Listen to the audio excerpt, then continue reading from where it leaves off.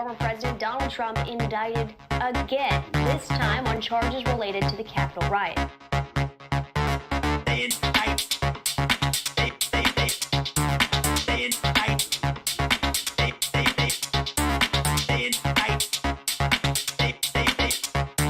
I did everything right and they indicted me.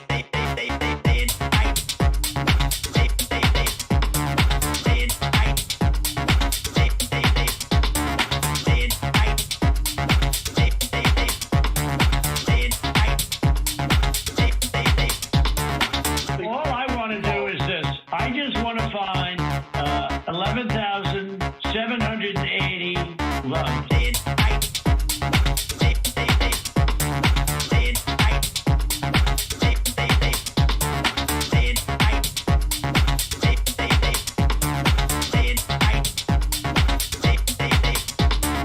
Isn't it amazing? I have a big pile of papers. This thing just came out. Look. Except it is like highly confidential. Secret.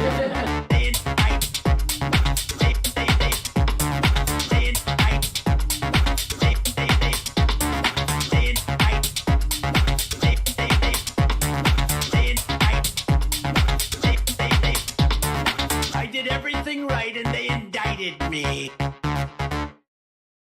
Ladies and gentlemen, do not adjust your television. It is really 2023, and for the first time in history, a president is being indicted and will face criminal charges. This is all just such great news, such great news. I was proven even more right than I would have ever imagined, because apparently, there is actually indicting my father. So, Great Orange Leader. Maybe I was wrong. Maybe prayer does work. this is like communist level shit. This is like communist level shit. This is like communist level shit. This is like communist level shit. This is like communist level shit. Great Orange Leader. Dear God. God forbid, Donnie boy. God forbid, Donnie boy. Great Orange Leader. Dear God. God forbid, Donnie boy. God forbid, Donnie boy. This is like communist level shit. This is like communist level shit. This is like communist level shit. This is like communist level shit. I think that's about all we need to hear. Well, welcome everybody. It is a very special evening. It is the third and final Republican primary debate before voting starts in just several weeks. It is also the night of a counter-programming Trump rally, which is set to start, I guess, like very, very soon. Here is Don Jr. coming out to speak or something along those lines. So, we'll look at that as well. Extremely glitchy video there. But indeed, the big story tonight is this forthcoming debate. And it is so great to see people here. I know many people in the chat extraordinarily concerned about copyright strikes. I did everything right and they struck me. Fortunately, both of the Fox News copyright strikes have cleared. They were fully cleared, which is a beautiful thing. I could still get a lawsuit from Fox in the mail, but at least from the standpoint of YouTube, those strikes are cleared. Tonight's debate is on NBC. We'll see what NBC has in mind in terms of strikes or shutting down. Let me adjust my chair a little bit here. Very disrespectful to the audience to be sitting low. Imagine if I did the whole stream like this. It's just completely improper headroom. And I respect the audience too much to subject you to such an atrocity. It's just not something I would be willing to do. So we will up the chair. And this seems much, much better. Oh, sorry. Hold on. There we go. All right. I think we're good. Thank you very much. What is the main story tonight? Well, the main story, because Donald Trump does not plan to be at this debate. In fact, he's about to come out and speak at a rally. The main story is that of Nikki Haley, versus Ron DeSanctimonious. Why do I say that? Ron DeSantis has been performing so poorly that he is actually in danger of falling into third place. As you can see here, Nikki Haley is now polling almost 10. DeSantis is around 14. So one of the elements that we will be paying very close attention to tonight is, does DeSantis try to quell the surge of Nikki Haley? Does Nikki Haley go head on looking for a confrontation with DeSantis? We know so far in these debates that every time Nikki Haley has gone after someone, they don't do so well. She went after Vivek Ramaswamy, and who the hell is talking about Vivek Ramaswamy anymore? I mean, she essentially single-handedly ended his campaign. He's now polling, let's see, where is he? He's now polling 4. Vivek was up to 8. In fact, look at this. September 22nd, Vivek was at almost 8. 4 days later was the the second debate, and then it went very poorly, very, very poorly for Vivek Ramaswamy. So what is going to be the approach tonight? People asking, what's the code tonight? The code is right over my head. It's F Fox. Maybe tomorrow it'll be FNBC. Maybe it'll be FNBC, depending on what happens here. But for the time being, the code is F Fox. And maybe we'll open phone lines. Oh, and by the way, we may only get a couple thousand viewers tonight. I don't know where it's going to go. But depending on how things are looking, I may push for 2 million YouTube subscribers tonight. Okay, I already warned my girlfriend. I said, put the baby to bed. Get me some chicken soup. Because depending on how this all goes, if it looks like we could make it tonight, we're only, what is that, 28,418 away. We've had streams before where we pick up 25,000 subscribers. Okay. So if it starts to look good, then we may just have to marathon it and see what the hell happens and see if we can make it. So that's on the horizon. Let's listen a little bit to Donald Trump Jr. speaking in Hialeah, Florida, where Trump will be speaking momentarily, and then the debate starts soon. And I quote, Anthony Blinken, he said, he is shocked and dismayed that the Taliban did not install a more diverse and inclusive government in Afghanistan. I mean, think about this. These people want us to take them seriously. And they're shocked that there wasn't like a trans coalition. All right, so the normal nonsense from a visibly disoriented Donald Trump Jr. What do we even say about it? Hiroshi says via Super Chat, MAGA is liquid white rage. Forrest says, stop the subscriber count. Hell no.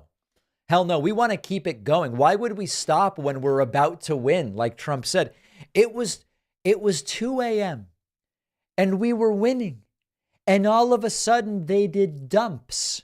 They did massive dumps of ballots. I'm going to stop the count if and when it's advantageous. For the time being, we're going to keep the count going. So let's not even joke about stopping the count for the time being, because that is absolutely not what we want to be doing. I want to send a huge shout out and thank you to Jason Sickmeyer, the first person to sign up on my website, joinpacman.com. Very much appreciate it. And of course, great to see you. They are talking to voters. Let's listen. Take for one of these candidates to break through for you tonight to get your support. Well, I think for the most part is I want to see how they interact with each other in the same party. I think it's time to move forward in this country, stop looking at the past, and unify what we have as citizens and parties, and find a candidate that maybe it won't be the one that I pick for president, but maybe another one that would be a great vice president to whoever I choose. Okay. I'm still not there. I want to see what they have to say tonight. I want to see their interaction. Okay, if I'm being unfair, I want people in the chat to tell me, okay? How on earth could you be in a situation where you go, Yeah, I don't know. Depending on what happens tonight, I might vote one way. I might vote the other way. It's so maybe it's because I follow this stuff closely, right? If it is, just tell me. But how could you be sort of like, yeah, when Nikki Haley made Vivek look really stupid, I was like, oh, maybe I'll vote for Nikki Haley. But then like if DeSantis gets an even higher heeled boot to wear, then maybe I'll vote for DeSantis. It's sort of like, I just don't understand. I don't understand at this point how this is even possible. How is this even possible? I don't know. Okay, let's look at other super chats coming in. Rich says, sir, with tears in the eyes, it's pronounced Hialeah. I am getting so many of these Florida cities wrong. Last week, I talked about Kissimmee, Florida, and someone told me it's Kissimmee or Kissimmee. And I thought it was Hialeah, but I guess it's Hialeah. I'm sorry. I'm so sorry.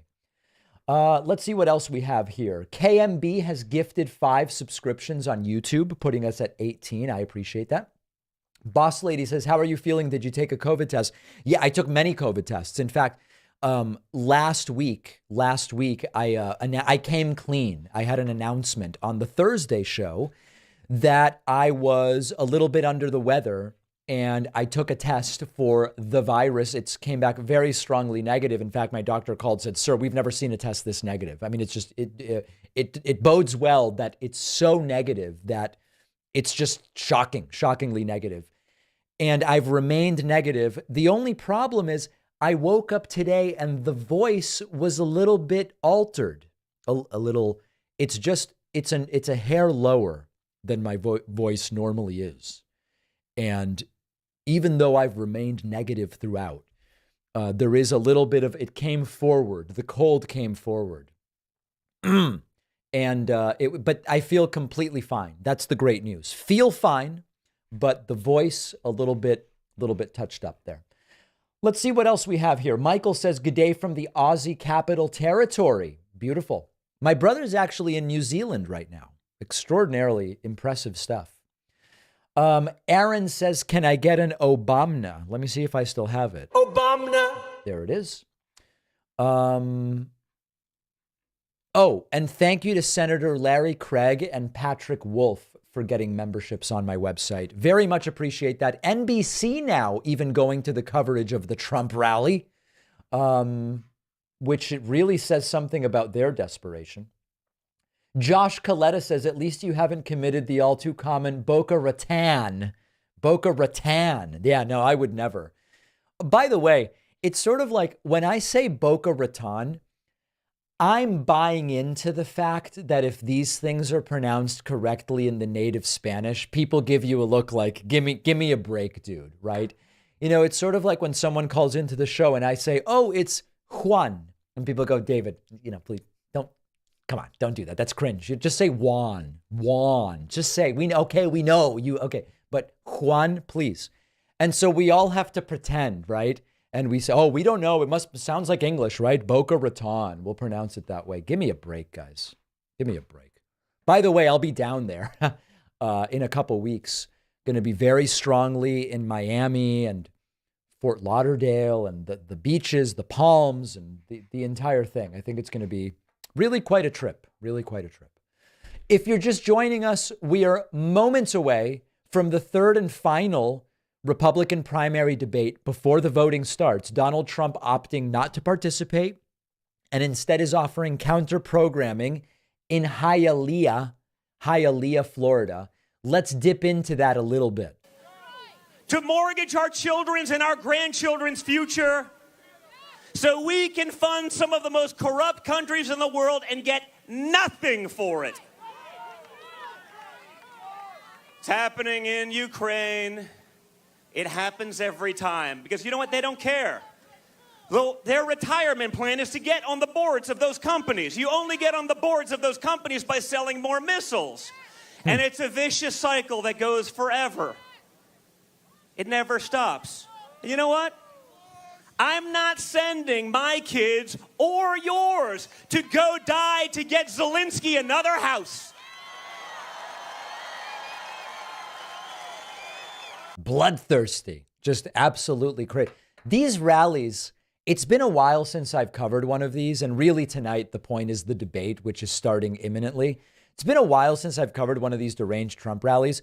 They are really deranged. I mean, really, really deranged, where the world watches and says, is this a cultural problem in the United States? Is this a mental health problem? Is this an education problem? And the answer is yes. The answer is yes. It is all of those things, and more, quite frankly, and even more than that.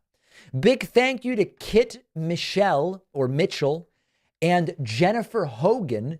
Remember, folks, the coupon code today is FFOX. Chris says via Super Chat, hi, David, just showing some support. Great to see you, Chris. Very much appreciate it. The dude says, David, sir, I'm from Pennsylvania.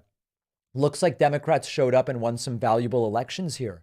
Do you think Trump will lose by a bigger margin than last election, even with Democrats not thrilled with Biden as the candidate? I have no prediction about what's going to happen a year from now. Why?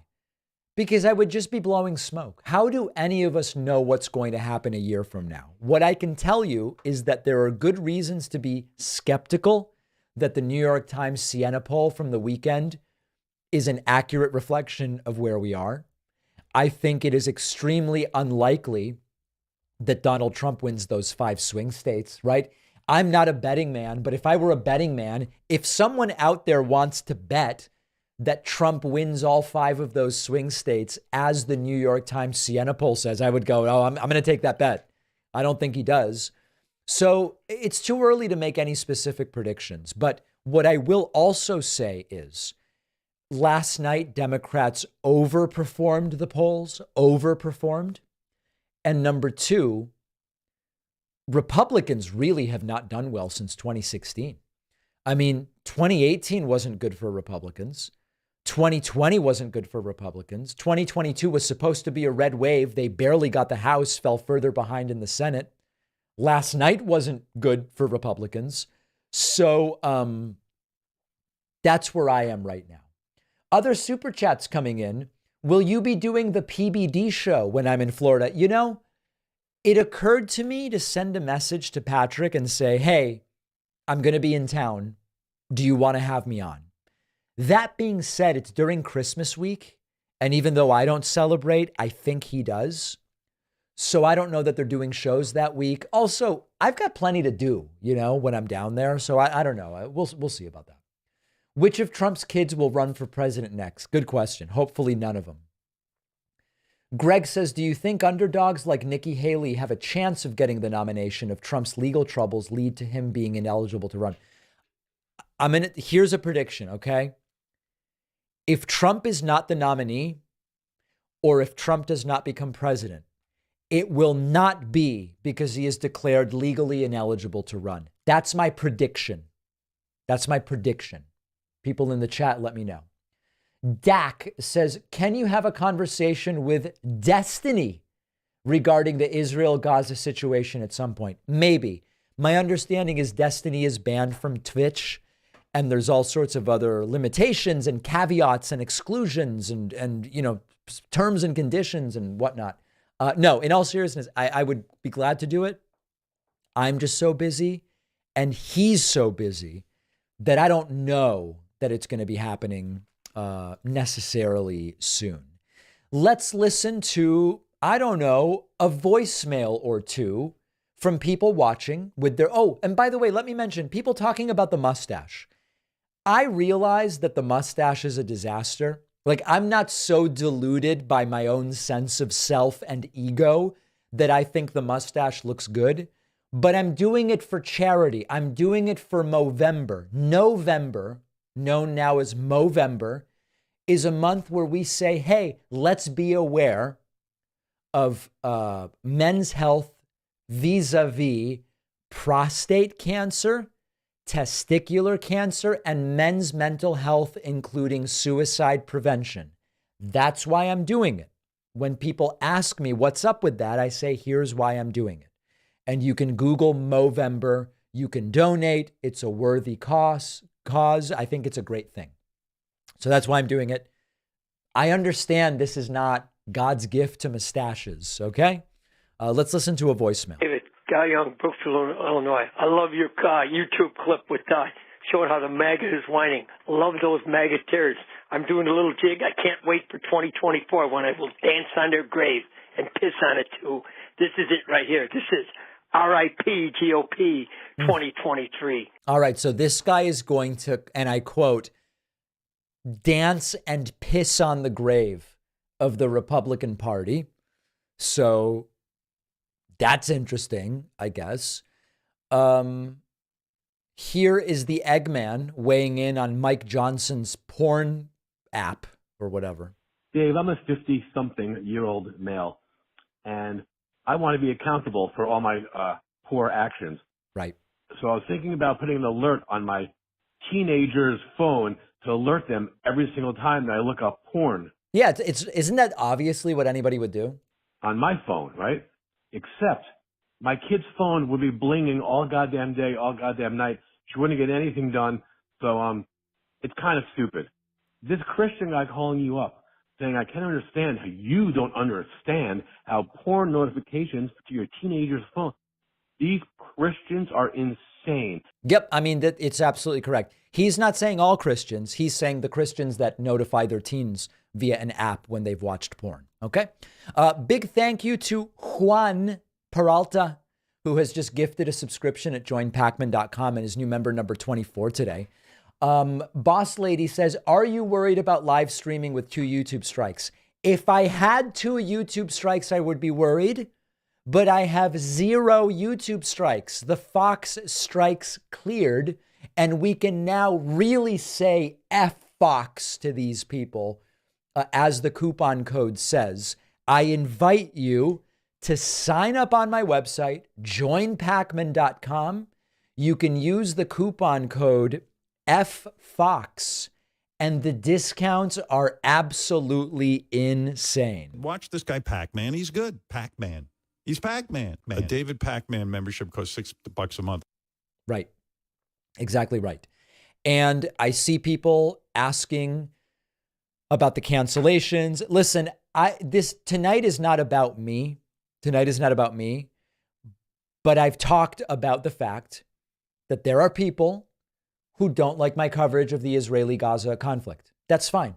Everybody's entitled. Listen, I'm for freedom. If you want to support me, any reason you have to support me is fine. If you don't want to support me, any reason you have not to support me is fine. If I evaluate the prospects of the left, where if I go, hey, Israel didn't bomb that hospital, and 500 people cancel memberships, I'm worried about the future of the movement. Okay? But it is absolutely your right to start and stop your support for me any damn time that you want. Everyone is entitled to do that. Okay? But yeah, 500 people canceled in October and it was ugly. Fortunately, more than that signed up. But today we're keeping it positive. We have prevailed over Fox News. The coupon code is FFOX, and I invite you to sign up. Senator Larry Craig signing up and gifting another membership, which I absolutely love to see. Okay, other super chats. Scurvy says, David, that mustache could really suit you. It needs to be pencil thin and not hook down around the sides of your mouth. Yeah, I don't really know. When I shave, are you saying it should just go horizontal? Yeah, I don't know. I mean, listen, I barely know how to shave. It's pretty pathetic. Juan says, please make sure you take factual data to support your arguments, as the PBD podcast is probably still unable to pull up any info you ask for. Good advice. Good advice, certainly. I appreciate that. Other voicemails coming in. Hey, David, random question. Do you think Farron Cousins will be able to join the stream? Thank you. If he wants, I mean, that would be absolutely fine for Farron to join. David, Guy Young, Brookfield, Illinois. My favorite part of your clip on the MAGA pulling their hair out over how they got crushed on Tuesday is when one guy says, oh, we just didn't get the local people don't get the message out to get out to vote. The whole okay, this guy's shot out of a cannon today. I don't know exactly what he's talking about. Let's listen a little bit to the rally, and the debate starts soon. There is a point. There is a point of no return. And they're hoping they get there. They're hoping they demoralize you so badly that you think there's no chance. That you believe, that you don't believe your lying eyes, right? You go to the grocery store. No, it's all good. No, I saw this. Did you guys see the last week in the New York Times, Paul Krugman, Nobel laureate economist, right? He won a Nobel Prize in economics. And he says, no. He shows a nice, beautiful graph. It shows inflation coming down. The problem is there's an asterisk. Inflation, he says, is going great. And there's an asterisk. I dare you to find the letter X in that word, sir. I dare you. Dear God, these people. All right, so Don Jr. having a normal one. Music Addict says, sir, any chance of you interviewing or being interviewed by Howard Stern, since he's a fan who doesn't want to pay for the bonus show? We've reached out. I have some contacts at the Stern Show. And through my representative, we've also reached out to Howard's representative just to know if he wants me on the show, I'm available. I don't expect it to happen, but I'm available. That would be a great thing. Martin says the Trump cult is strong. They refuse to even acknowledge the fact that he's under indictment. I literally had an otherwise normal friend tell me he won't watch the news because it's all fake. Yeah, some of them don't believe Trump has been indicted. It's weird. Really, really weird. I did everything right and they indicted me. Thanks to Mike Nieda and Sean Buckholtz, who both just signed up on my website with the coupon code FFOX. We are here and we are here together for the third and final Republican primary debate before the first votes start. Donald Trump is not participating. He's doing a rally in Hialeah, Florida, which he was scheduled to speak a half hour ago. As you can tell, he is not currently speaking. Meanwhile, we will have the debate, which is going to start in a half hour. We also may be doing a marathon stream. If it starts to look like we have a shot at 2 million subscribers tonight, I will go deep into the night with the stream if it starts to look that way. So as you can see, we are monitoring the numbers very closely. It's going to be a fight. But we may indeed have quite the night ahead of us, depending on what happens. Did you see the election results in Kentucky? There is still hope. Yes, that was the top story on today's podcast. C. Collins says, I'm hard to publicize the contents of Project 2025. Talk about it. From page 5, pornography should be outlawed. I'm betting that hearing what's actually in Project 2025 will kill any support. Yeah, we've spoken about Project 2025 a number of times now. It's extraordinarily disturbing. Really, really, really disturbing. Folks, S. Prez has just gifted 100 subscriptions on Twitch. 100 subscriptions on Twitch. We are now targeting 250. Thank you to the great S. Prez. Also, thank you to Harry for the Twitch Prime subscription, putting us at 128. Watch the Trump cult watching a video. Look at this. At least one more speaker before he comes out. But it's going to be a great rally tonight. It's going to be a little bit of surprise who's going to come out here in a few minutes. A little bit of a surprise. Somebody I was not expecting, but happy to see out here. This has been such a fun rally so far. So soon there's going to be a surprise guest at the rally, which is going to be super, super, super exciting. The debate starts in 27 minutes. You have missed nothing if you're just joining now, but we will keep an eye on this rally. I'm just so fascinated by who might be the special guest. Big thank you to Ed Scheid, as well as Laura Moore, for signing up on my website, putting us at 130 for the evening. Voicemails continue to come in. Let's listen to a couple others. Hey, David, this is Zach from Kentucky. I was just calling in to give my 2 cents about the whole idea of Republican hypocrisy, because I don't think it's really Hippocratic. They will... Hippocratic's not the right word. It's hypocritical, I think. Oh, boy. Break or bend any rule or norm that they can to grab power, and they will enforce any rule or norm that they can to grab power. So when you look at it through that lens, it's not really hypocrisy because they're doing exactly what you expect. So in all honesty, I kind of think that calling it just hypocrisy kind of lessens the fact that it is a power grab. It is them doing whatever and whenever they can just to keep and hold more power. I think that that's true. I agree with that analysis. I think that that's quite reasonable. Marie Giangreco has gifted 5 subscriptions, and so has Chris. That puts us at 140. 140, which is truly a stunning number. We have a couple other voicemails. Let's listen. Hi, David. I was just curious.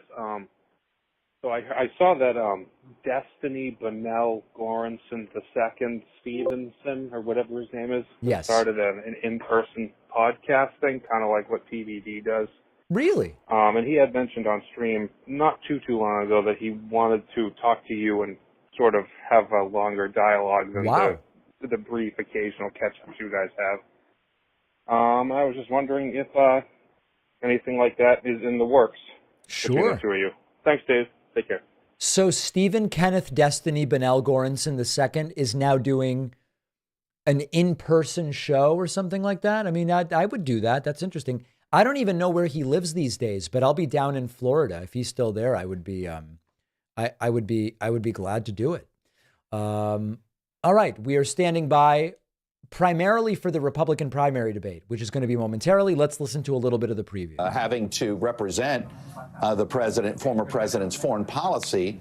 But I think she went after him in a way saying, hey, is he going to be there when Israel really needs him there? It was an interesting strategy in front of those group of people. She sort of hugged him and say, look, it's great what he did with the embassy, moving the embassy to Jerusalem. But are you sure he's going to be there next time? And then made the case that he doesn't always keep his word. That was in front of that audience. So I'm curious to see tonight if she pivots, takes this question, and uses it as another opportunity to take on the former president directly. A reasonable question. A very reasonable question. Let's take a look over on X to see where we used to call them tweets.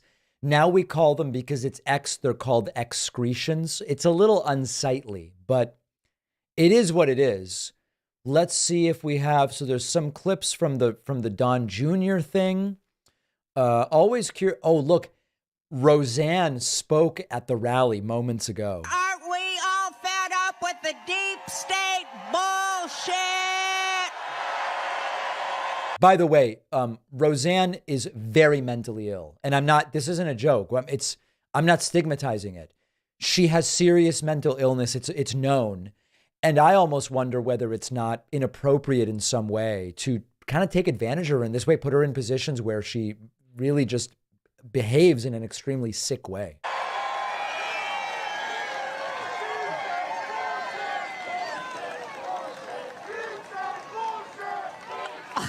Right. And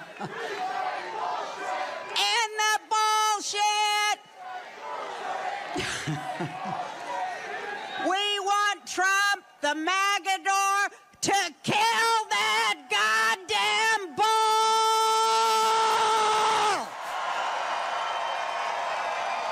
And the bullshit! I don't know, guys. I'm undecided. I'm going to evaluate this and see if maybe there's something here I'd like to vote for. I just don't know. I need to think about it. Kill that goddamn bull! Aren't we? That's what you call a psychotic episode. Really, really scary stuff. Let's see if there's anything else from the event, from either of these events, really. Here's a crowd waiting for the Trump rally. Look at these people.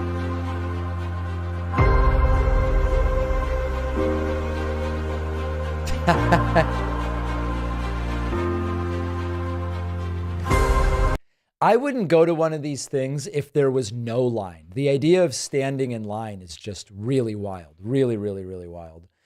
Thanks to Emily as well as Slingblade for the Twitch Prime subscriptions. I really appreciate that. Let's listen to another voicemail or two as we wait for the debate. Hey, David Patman. This is Kevin Justin Dukes from Missouri. Just wanted to say I'm enjoying the coverage, and hopefully we'll get enough subscribers. I'm praying that you get enough subscribers to do the marathon. Everybody out there better be praying for the 2 million tonight, please. I mean, come on, guys. We got to do it. We got to win and beat these right-wingers. But just wanted to say I love your coverage. Love what you do. Glad you're back. And hope you guys have a good stream. And I'll be watching the whole night if you guys do that. Thank you. What a beautiful message of peace and love. I absolutely love that. Desiree says, thank you for being a voice of reason, D. You were the best. Thank you, Desiree. So great to see you here. Pipe Smoking Board Gamer says, please debate an evangelical Christian. I would love to see how you handle a heated dialogue with a dogmatic personality. Thank you. There are dozens of such debates on my YouTube channel. I used to do them all the time. It just got boring. But there's a ton of them on the YouTube channel. Bay Photo says, honestly, I don't think I've ever seen MAGA more amped up than when Trump or someone else swears on stage. Yeah, they're like children. They love swearing. They love hearing swearing from people. It's like when the teacher swears, sort of a similar dynamic. Here's Ron DeSanctimonious. They've got to adjust the mic for his high heels. He's got to remember to wear the same high heels during the debate. Otherwise, it'll be hard to figure out what's going on. Big thank you to Cole Reddish, who just signed up at joinpacman.com. Appreciate that. Hestia says, I'm a member on the site, sir, and I just want to thank you for always being logical and rational in coverage. Thank you. Ali Reza says, David, can you interview Rex Tillerson? He's from the Trump administration, but distant enough. I would be glad to have Rex Tillerson on. I would be shocked if Rex Tillerson were interested in being on. It doesn't strike me as what Rex Tillerson is looking to do right now. But, I don't know. Anybody want to hear from Juan? As many of you know, Juan has a history of calling in with sort of pedantic voicemails, but we haven't had a Juan voicemail for a while. So does anybody want to hear it? Do we want to hear from Juan? People are saying no. People are saying yes. All right, let's listen. So I went to a new doctor. And when I got there, the first time I go there, I don't meet a doctor. I meet a nurse practitioner. Okay. And the first thing she tells me when she sees me is, you're a very interesting person. And I said, I'm not interesting. And then we had some conversation, and then she said, you should be teaching about this stuff regarding health. And I said, I don't have the credentials to do any of that. So what? I'm struggling to believe this is a real story. Struggling a lot. The point of this? Yeah. If you believe that healthcare is any good at this point in time, you need to tone down the beer, maybe get off of the marijuana, and you should definitely reevaluate whether or not Medicare for all will be any good, considering that a nurse practitioner thinks that an idiot like myself should be teaching anything relating to health. All right. Well, we'll have to evaluate that on its merits a little bit later. Thank you for the call. Lisa says it's like they're waiting for a concert or Comic-Con not to hear Trump babble and forget everything except how much he loves himself. I know it's really something. We are now moments away from the debate, ladies and gentlemen. Should we listen to this? Are they going to admonish the crowd? I want to bring in somebody who knows the. Oh, they're not even going to play the audio. Okay, fair enough. Let's listen to a couple other voicemails. Hey, David, I know it's only November 8th, but please, please, please do not shave your mustache. It is looking very strong from Whoa. a mustache point of view. Keep up the great work. Wow. Whoa. I appreciate that. Let's keep it going then. The mustache is here at least through November. At least through November. Hey, David. Love the show. I'm just curious. This is totally non-political, right? Who's your favorite Beatle? All right. Thanks. Bye. I would say probably Ringo. I mean, I'm a drummer, so I would say Ringo. Yeah, if I'm honest with you. La Smoocherina says, what about the House voting to reduce Buttigieg's salary to $1? I didn't even see it. They're just not even worthy of my time. Moose World says, please debate one of the popular anti-Israel far-left tanky pundits here who slightly dip into pro-Hamas territory. Will be good content. I don't even know who they are. As many of you know, I don't watch any of the content like what I do. So I don't even know who those people are. You know, it's funny. My team told me there are a bunch of content creators who have been going after you on YouTube and on Twitter lately. And I'm like, oh, yeah, that's interesting. I don't look at Twitter basically ever anymore. And I don't watch any political stuff on YouTube. And I was like, wow, it's almost like it doesn't exist when I don't watch it. Very interesting. Very interesting. Raquel Saeed says, how about interviewing Reza Aslan? Also, where's your empathy for the women and children of Gay and the West Bank? I don't. How many times do I have to say that any death, be it man, woman, child, adult, is a tragedy? Where is this coming from? That I don't have any empathy. It's very strange. It's almost like I'm arguing with a version of myself that doesn't exist. Really weird. Thanks to Alberta Bloom, who just signed up at joinpacman.com and is new member number 156 today. I'm so thrilled to see all of you here. The debate starts in 15 minutes. There's also a Trump rally going on where Trump is already running 45 minutes late. Let's listen to a little bit of it. Oh, I thought we might. Oh, well. Oh. I like some of the ads there, and of course, yeah, I haven't seen this they're one always yet. the Trump team always does an amazing job. They're coming up with good ones. Campaign stuff. Yeah. But so you've got the physical presence of President Trump being a leader. You got his policies, and you got the support. I mean, folks, you're seeing these cutaway cams of probably 10,000 plus thousand people inside here on a Wednesday night in. Does that look like 10,000 people to anybody? I don't pretend to be good at crowd size estimates. I'm really struggling to think that that's 10,000 people. What number of people does that look like? People say no. It's at least 1,000. 2,500 probably. Yeah, I don't know. I mean, listen, it doesn't even really matter, but I certainly am not buying that it is 10,000 people. Mad Chad says, hey, from Pittsburgh, was a good night for Democrats in Pennsylvania. 2020 election denying candidate running for Supreme Court lost big, even in some red areas. Yeah, it was a very good night in general for Democrats yesterday. And I think that we need to mitigate some of our concerns about the polling saying Biden, oh, it's bad, with the fact that Democrats overperformed again yesterday and that it's a year until the election. A couple people pointed out to me that Marianne Williamson attacked me on Twitter today. Some people said, David, you should just have her on. And others said nothing. I'm not against having Marianne Williamson on. I just doubt it will do well. And it's kind of a lot of work to coordinate those interviews. So if people aren't super interested, I don't really get the point, to be honest. But she's been on before. I don't have any grudge against, it's really crazy. Marianne seems upset that I'm not giving her more coverage or whatever.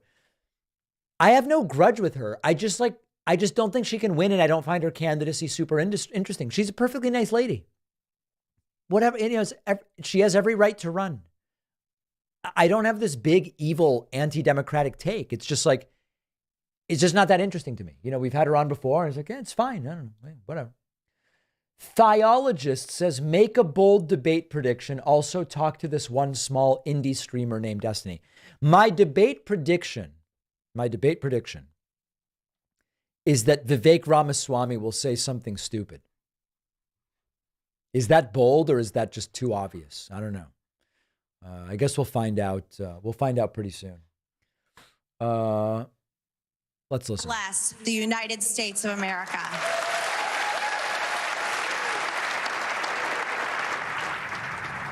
Okay, the Republican presidential debate set to begin in just minutes. The pre-show is now underway. You can tell the audience is pretty lively, and the chairwoman there setting the rules, making sure people don't cheer too loud. How important is the crowd? Because I remember seeing debates, and we saw them in 2016, 2020. We saw an interview with the president where the crowd, the former president, made a difference. How big of a factor is the crowd? I think it's less so tonight because it's predominantly donors sitting in the audience. It's a little bit different. Is that what you've seen? Yeah. 1,500 people roughly guests of the RNC, the campaign. Yeah, but I'm finding this conversation pathetic. Tar Dan says, Dr. David Pakman, I'm not a doctor. I've never claimed to be one. The Phantom Menace dumping in a super chat and says, forget the haters, David. You're doing a great job. A level-headed approach to the coverage occurring in the Israel-Palestine conflict. I hate that people refuse to see the reality of many things. There has to be a way. Yeah. You would hope. You would hope. I don't know what that way is. Thanks to Connor Lyons, who is our newest member at joinpacman.com. Let me remind everybody, we are safely streaming tonight. I had 2 copyright strikes from Fox News for the first 2 debates. We fought the law and the law won. No, we did everything right. And our counterclaims were accepted. So we have 0 strikes. Even if we receive a copyright strike tonight from NBC News, we will be okay because we are at 0. We are at 0 copyright strikes right now. Have you heard Hassan's theory for the kidnapped Israeli posters? No, I haven't heard it. My extreme prediction is that Christ Christie flips off his hecklers. That could be. That could be. We will be watching very closely to see what Chris Christie does. Anything could happen. Quite literally, anything could happen. Thanks to Nug Wrangler, by the way, for re-upping the Twitch Prime subscription. Really appreciate that. 48 months of Twitch Prime for Nug Wrangler. That's, hold on a second, 48 divided by 12. 4 goes into 1. That's like 7 years, right? 48 months, like 7 or 8 years or something like that, I think. I don't know. Need a calculator for that. Norman Reviews Game says, gonna hit some legal Ohio grass every time Vivek says something stupid. Let's go. Oh, boy. I can't say I endorse that. I'm not allowed to endorse that. Other voicemails that are coming in. People weighing in on my... Actually, let me skip that. That's not good. Let's just keep it here. Let's skip voicemails for the time being. 8 minutes until the debate. I would encourage you, get those last-minute subscriptions in at joinpacman.com. Where I was going was, we prevailed over Fox News. They didn't shut us down even though they wanted to. The coupon code FFOX saves you 50% off of a membership. And if you sign up before the debate starts, I will thank you by name. By name, okay? Ding Ding Dong says that rally is on a high school football field. There's no way it holds 10,000 people. Oh, is that what that is? This is a high school football field? I guess it is, yeah. I don't know where it is. In Hialeah, Florida. The Phantom Menace says, you did everything right, and they indicated you. Keep up the great work, sir. Absolutely. I did everything right and they indicted me. Nathan says, I'm worried about the non-thinking people that act purely on emotion regarding Israel and Hamas and then make real life decisions based only on emotion. Yeah, I'm with you. I'm with you. Rosie says, I wonder about who they are polling in those polls. How many young voters actually participate? What are your thoughts on that? Yeah, I don't think that's necessarily the issue. You can normalize your sample. You can, there's all these things that are repeated about polling that aren't true. They only call landline, so they're only talking to people with landline. I don't think that's the issue. I just think a year out, it's just not representative of what's going to happen in a year. Alejandro says, very happy you're covering this. DGG for life and nice stash. Thank you, sir. I appreciate that. Thank you to Senator Larry Craig and Jason Sickmeyer, each gifting an additional subscription. I have free stuff available. If you'd like a free membership, put in your info at davidpakman.com/free membership. These memberships that are being gifted will go to someone. You can request one at davidpakman.com/free membership. And also remember that the free guide to arguing about politics without burning relationships to the ground is available at davidpakman.com. Wait a second. Is it davidpakman.com/guide? Yes. davidpakman.com/guide. You can get the free white paper. White paper. Absolutely. Camus says pen 15. Very childish. Very childish. I wouldn't even put it up on the screen because it's so childish. Thanks to Lisa Rader for gifting a subscription to a lucky recipient. The Trump rally starting extraordinarily late. Trump was scheduled to speak a while ago. He's still not speaking. My guess is the debate will start before Trump even speaks. Thanks to Aaron Broussard and Gary Adkins for the subscriptions. Also, big thank you to Justin Fox, new member number 165 today. Have I ever created a bingo card in my head regarding what the candidates or Trump will say? We used to have actual bingo cards, but we just got out of the habit of doing it. I would do it. I would do it again. Thanks to Corey Wood for signing up on my website with the coupon code FFOX. And by the way, if you want to keep the stream going, if it looks like we are in striking distance of 2 million YouTube subscribers tonight, we're going to keep going and keep going and keep going. If it looks like we might make it. So if you're watching right now and that subscribe button is enabled, you can make this stream go on indefinitely by putting us in play to hit the 2 million tonight. I really think we might be able to do it, but it remains to be seen. We will see as the debate is now just moments away. Other voicemail. Let's see if we do have any other interesting voicemail here. I don't know if we do, to be totally frank. It's looking kind of rough as far as voicemails go. It's a great night for smuggin', says Fadeaway. I don't know what that means. The whole point of the rally is to compete with the debate. Trump doesn't come on before the debate starts. Yeah, that may be the case. Here are the candidates from left to right.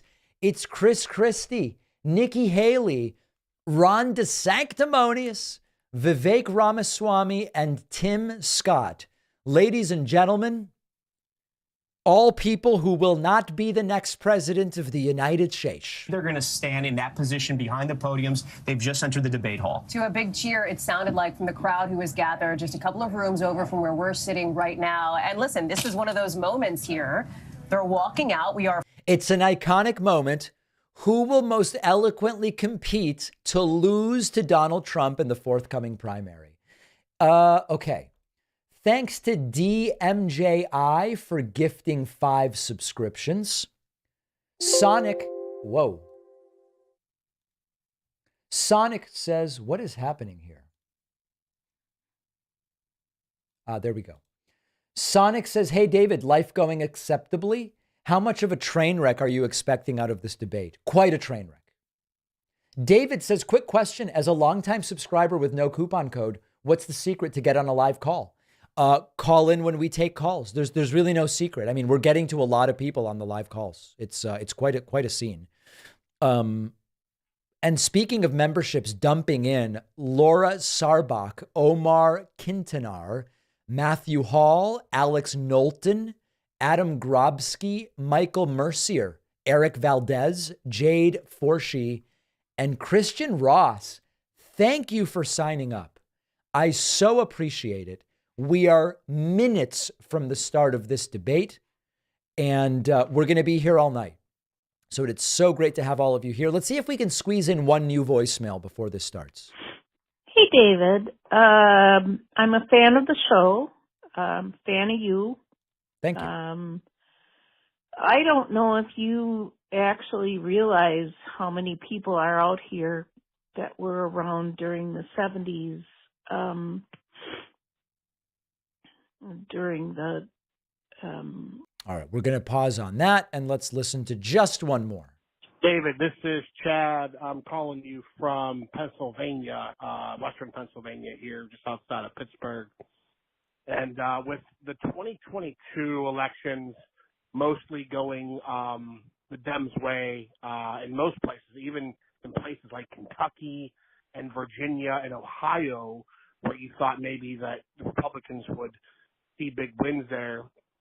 It's kind of reminding me a lot of 2020 when we thought maybe there was a big red wave coming and the Dems outperformed our expectations.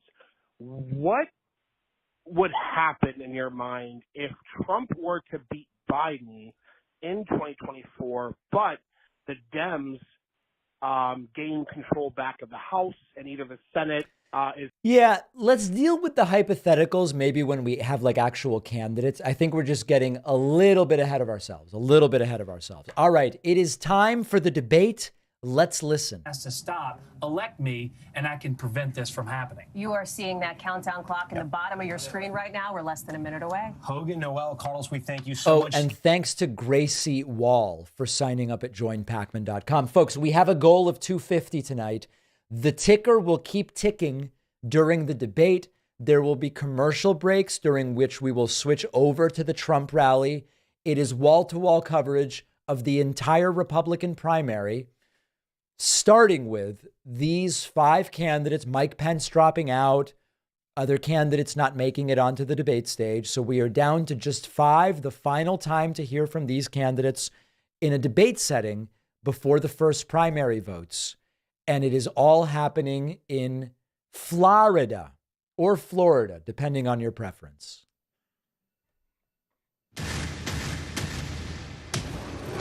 Tonight, a critical test in the race for the White House. 5 Republicans battling to become their party's 2024 presidential nominee.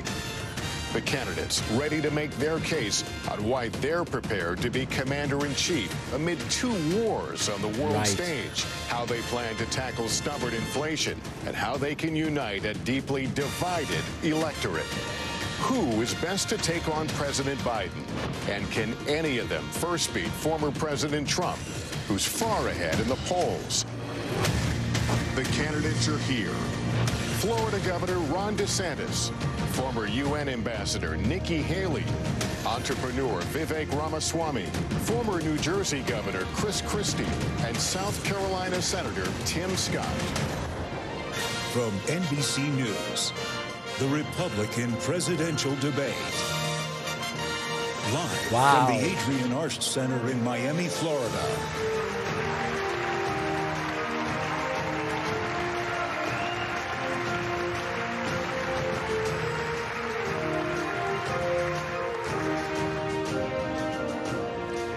And good evening, everyone. Welcome to the Republican presidential debate. I'm Lester Holt, anchor of NBC Nightly News. Good evening. I'm Kristen Welker, moderator of NBC's Meet the Press. Hello, I'm Hugh Hewitt, host of Salem Radio's The Hugh Hewitt Show.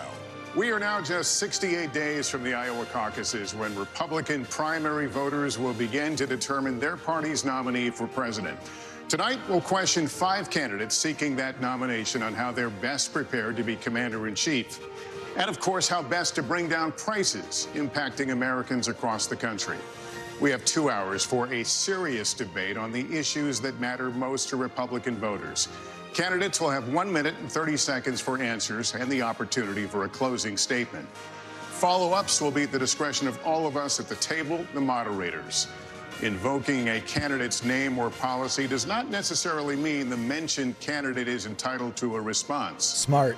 We want to caution all the candidates not to interrupt or speak over your fellow debaters. If you talk over each other, the voters can't hear you.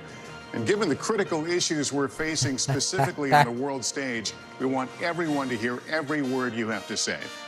Continued interruptions may result in loss of additional questions. And to our audience, please hold your applause so that the candidates can be heard. Right. With that said, let's have a good debate. All right, our first question, the opening question, is one for all of you. Donald Trump is the first ex-president in more than 100 years to run for the White House again, and he remains popular among Republican primary voters as his legal challenges mount. Governor DeSantis, let me begin with you on this one. Speak to Republican voters who are supporting Donald Trump. Why should you and not him be the Republican nominee to face Joe Biden a year from now? I don't know. This country is in trouble, and the elites that have put us here, they don't care about you. They don't care that you're having to grapple with higher grocery prices or have higher gas prices. They don't care that your family's less secure because of the open border that's allowed drugs and even terrorists to come into this country. Well, I care. I am not going to sit idly by and let this country continue its downward spiral. We need leadership, and we need it now. I'll take the hits. I'll take the arrows. I'll take the slings, because ultimately it's not about me. It's about you. I will fight for you. I will make sure to lead this country's revival, and I will win for you and your family. Actions speak louder than words. We don't have time for excuses, and it's not something that we're going to be able to have all these distractions. As a veteran, I will get the job done. Now, if you look where we are now, it's a lot different than where we were in 2016. And Donald Trump's a lot different guy than he was in 2016. He owes it to you to be on this stage and explain why he should get another chance. He should explain why he didn't have Mexico pay for the border wall. He should explain why he racked up so much debt. He should explain why he didn't drain the swamp. And he said Republicans were going to get tired of winning. Well, we saw last night, I'm sick of Republicans losing. In Florida, I showed how it's done. 1 year ago here, we want a historic victory, including a massive landslide right here in Miami-Dade County. That's how we have to do it. So I promise you this, as the nominee, next November, I'll get the job done, and as president, I will deliver your time for is you. up. Let me turn to Ambassador Haley. Audience, let me turn to Ambassador Haley. Why you and not the former president? Well, I think you look at the fact that we're almost $34 trillion in debt. 60% of Americans are living paycheck to paycheck. 50% of American families can't afford diapers. 1 in 6 American families can't pay their utility bills. You have... Oh, God. Oh, no. Worst possible Millions of moment people for have put this. super... Can you imagine? What a disaster. And 6 American families can't pay their utility bills. You have... Oh, it's at this fact point that in the he used debate. to be right on Ukraine and foreign issues. Now he's getting weak in the knees and trying to be friendly again. I think that we've got to go back to the fact that we can't live in the past. We can't live in other headlines. We've got to start focusing on what's going to make America strong and proud. And that's what I'm focused on doing. Let's make sure we pay down our debt. I think we need an accountant in the White House. Let's make sure that we have transparency in the classroom. As a mom, I know what that means. Let's make sure we secure our borders so that our families are safe. Let's get crime down, because our families want to know that they can be safe no matter where they go. And as the wife of a combat veteran, I will tell you, a military needs to know we have our back, and we need to make sure that America is strong. Ambassador, thank you very much. And,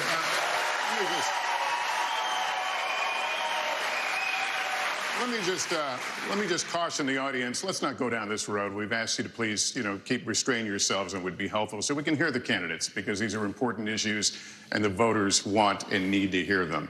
Mr. Ramaswamy, let me turn to you. Please make your case. Why should you be the nominee and not the former president? I think there's something deeper going on in the Republican Party here, and I am upset about what happened last night. We've become a party of losers at the end of the day. It was a cancer in the Republican establishment. Let's speak the truth. I mean, since Ronna McDaniel took over as chairwoman of the RNC in 2017, we have lost 2018, 2020, 2022, no red wave that never came. We got trounced last night in 2023. And I think that we have to have accountability in our party. For that matter, Ron, if you want to come on stage tonight, you want to look the GOP voters in the eye and tell them you resign, I will yield my time to you. And frankly, look, the people there cheering for losing in the Republican Party.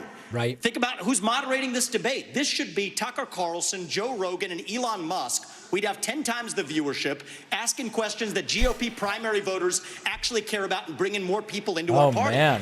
You think the Democrats, and we've got Kristen Welker here, You think that Democrats would actually hire Greg Gutfeld to host a Democratic debate?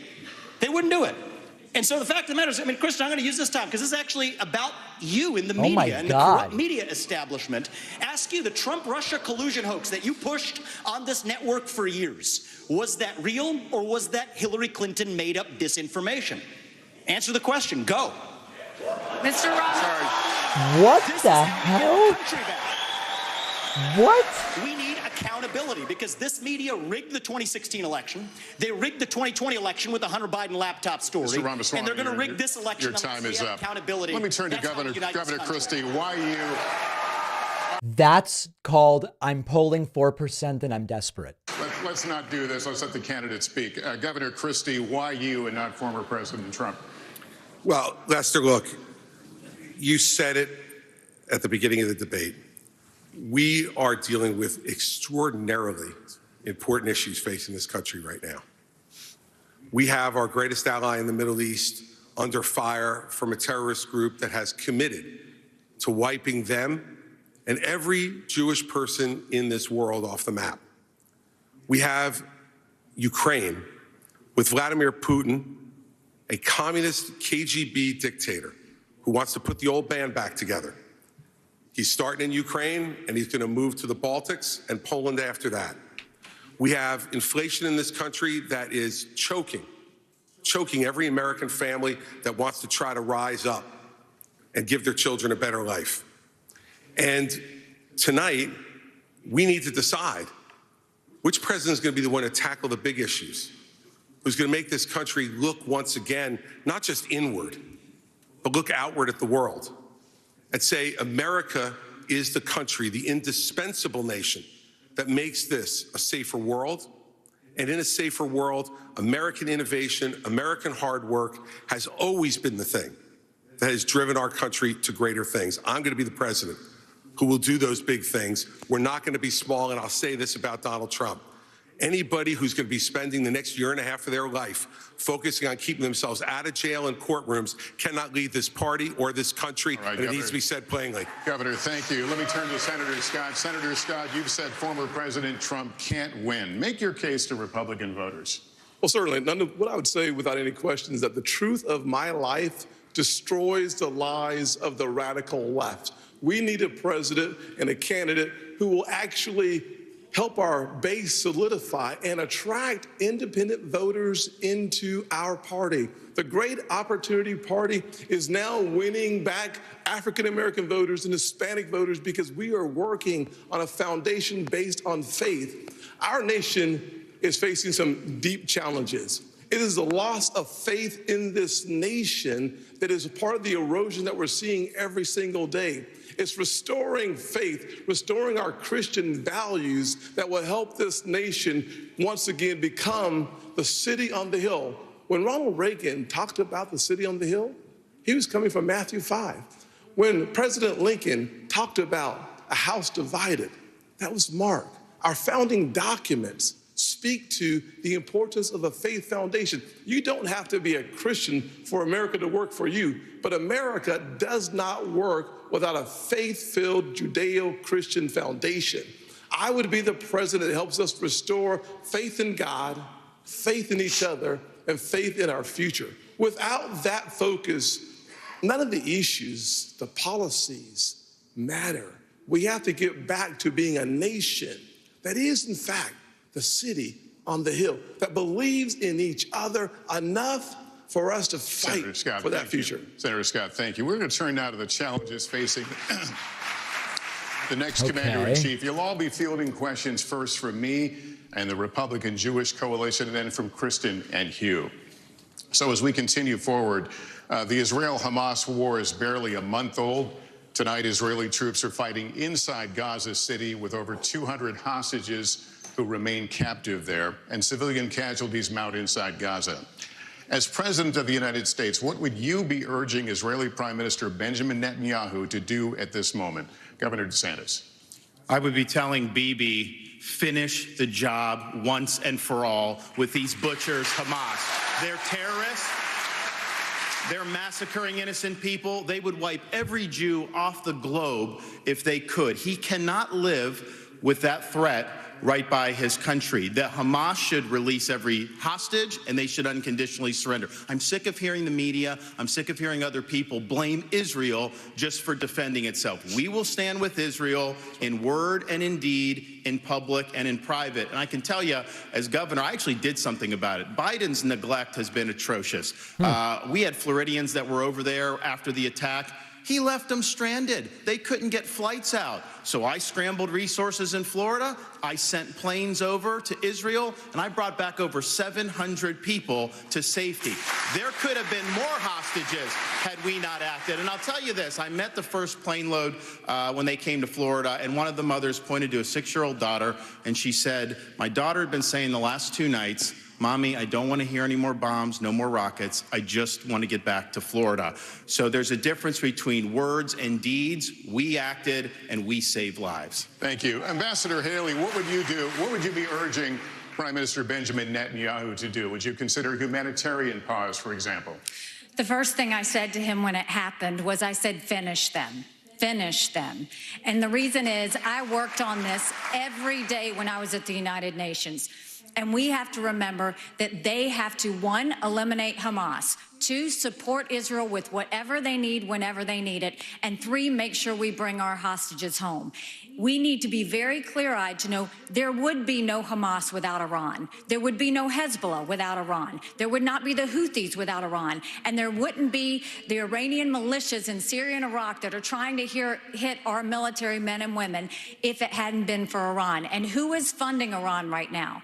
China is buying oil from Iran. Russia is getting drones and missiles from Iran. And there is an unholy alliance. We need to be clear-eyed. The last thing we need to do is to tell Israel what to do. The only thing we should be doing is supporting them and eliminating Hamas. It is not that Israel needs America. America needs Israel. They are the tip of the spear when it comes to this Islamic terrorism, and we need to make sure that we have their backs in that process. All right. Thank you. Mr. Quite a bloodthirsty energy on this issue from these Republicans. Between you and the candidates we just heard on this issue, on what you would tell the Prime Minister?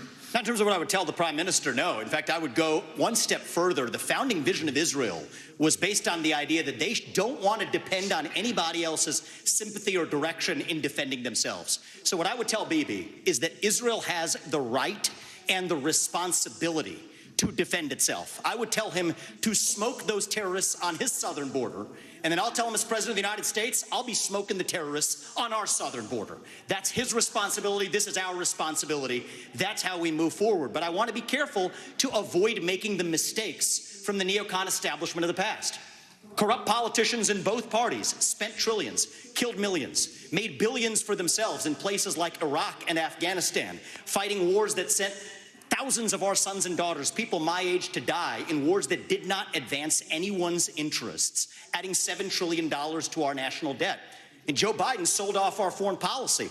Joe Biden's son, Hunter Biden, got a $5 million bribe from Ukraine. That's why we're sending $200 billion back to that same country. The fact of the matter is the Republican Party is not that much better. You have the likes of Nikki Haley, who stepped down from her time at the UN. Bankrupt or in debt was her family. Then she becomes a military contractor. She joins the board of Boeing and otherwise, and is now a multimillionaire. So I think that that's wrong when Republicans do it or Democrats do it. That's the choice we face. Do you want a leader from a different generation who's going to put this country first, or do you want Dick Cheney in 3-inch heels? All right, Mr. In which case, we've got 2 of them on stage. Oh, boy. 2 of them. Oh, that's genius. Did you guys catch that? He said there's 2 Dick Cheneys in 3-inch heels, a reference to the DeSantis high heels. That's funny. Vivek is totally desperate and is dead in the water. Mr. Netanyahu, not only do you have the responsibility and the right to wipe Hamas off of the map, we will support you. We will be there with you. We'll stand shoulder to shoulder. There will be no daylight. But I would change the station a little bit, though, and head back home to America. I would say to President Biden, diplomacy only is a weak strategy. Appeasement leads to war. From President Obama to President Biden, Obama sent millions to Iran.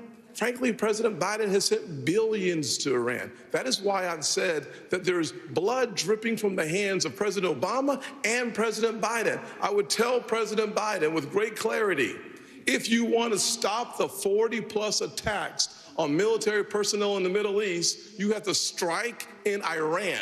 If you want to make a difference, you cannot just continue to have strikes in Syria on warehouses. You actually have to cut off the head of the snake, and the head of the snake is Iran and not simply their proxies. In order for us to have a powerful response from America, we have to be in a position of strength. As President of the United States, my foreign policy is simple. You cannot negotiate with evil. You have to destroy it. All right, Senator Scott, thank you. Governor Kristen, I want to get you to weigh in here. Look, Lester, these problems are so big and serious that the first thing I would say to Prime Minister Netanyahu is pretty simple. America is here, no matter what it is you need at any time, to preserve the state of Israel. Remember that Hamas's main goal is to get rid of Israel, is to get Israel absolutely off the map. Now, there are three things I think I would say to him when he asked for advice. The first I would say is that it is absolutely your obligation to protect the territorial integrity of Israel. Secondly, to make sure you protect the security and the safety of your people. Every time something happens to compromise either one of those things, it creates greater unrest in the entire region. Second, you must go in and make sure that Hamas can never do this again. The fact is that Israel and their intelligence community failed. They failed here, and they failed the people of the state of Israel. And so we need to work closely and better together to make sure, one, that they're degraded, and two, that we know everything that's going on inside the Gaza Strip when it's going on, so that something like this can't happen to kill 1,400 individuals again. And the third thing is to keep your eye on the ball.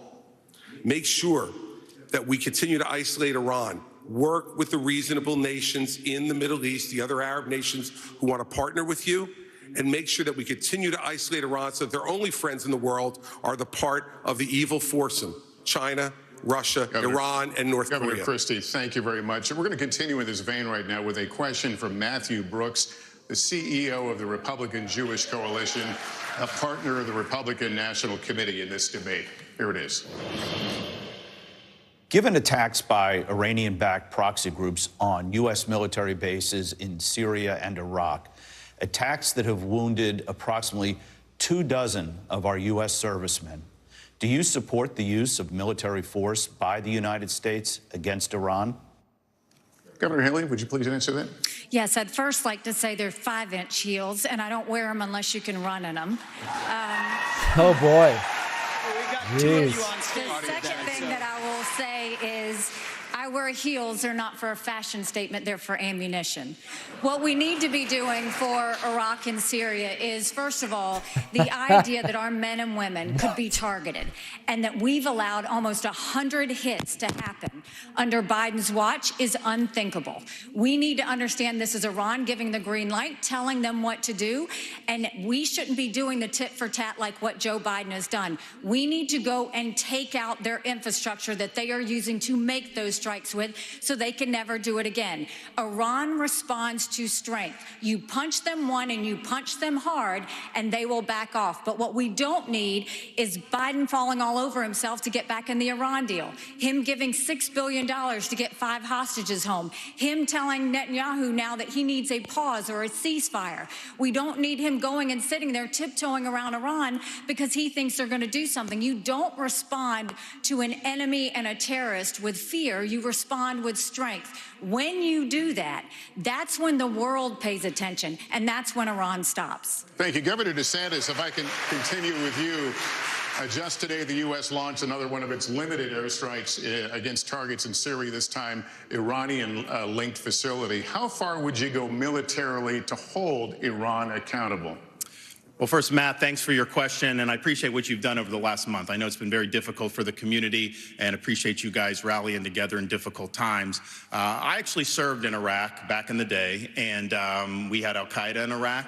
You had Shia militias that were funded by Iran that were killing hundreds and hundreds of U.S. troops. And as commander-in-chief, I am not going to put our troops in harm's way unless you're willing to defend them with everything you have. Biden has them out there. They're sitting ducks. He's doing glancing blows. That's just inviting more attacks from the Iranians. I would say you harm a hair on the head of an American service member, and you are going to have hell to pay. We are not just going to sit there and let our service members be sitting ducks, and that's true whether it's Iran or whether it's any country on the world. We have to be strong, and we have to defend the people who defend us. All right, thank you, Governor. Now our second and final question from Matthew Brooks of the Republican Jewish Coalition. Please watch. Jewish students across the country are threatened and under attack. What do you say to Jewish students on college campuses who feel unsafe given the dramatic rise in anti-Semitism? And what do you say to university presidents and college presidents who have not met the moral clarity moment to forcefully condemn Hamas terrorism? Mr. Ramaswamy, would you like to take that one? Absolutely.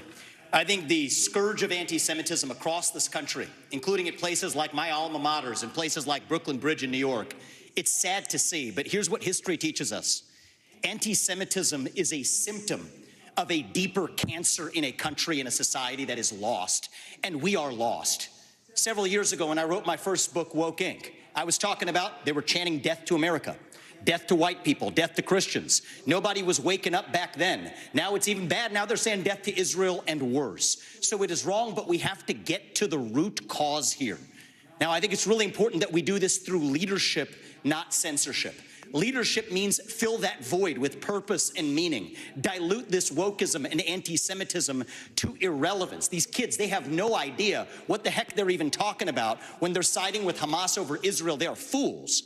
But I also want to caution here, if we go the direction of Ron DeSantis or Nikki Haley, with whom I respectfully disagree on this issue, pro-censorship, telling student groups to disband, mark my words, soon they will say if you question a vaccine and its side effects, you're a bioterrorist. Soon they will say that if you show up at a school board meeting, you're a domestic terrorist. Soon if they say that J6 prisoners should be released, you're an insurrectionist terrorist. So that's where this road ends. We don't quash this with censorship because that creates a worse underbelly.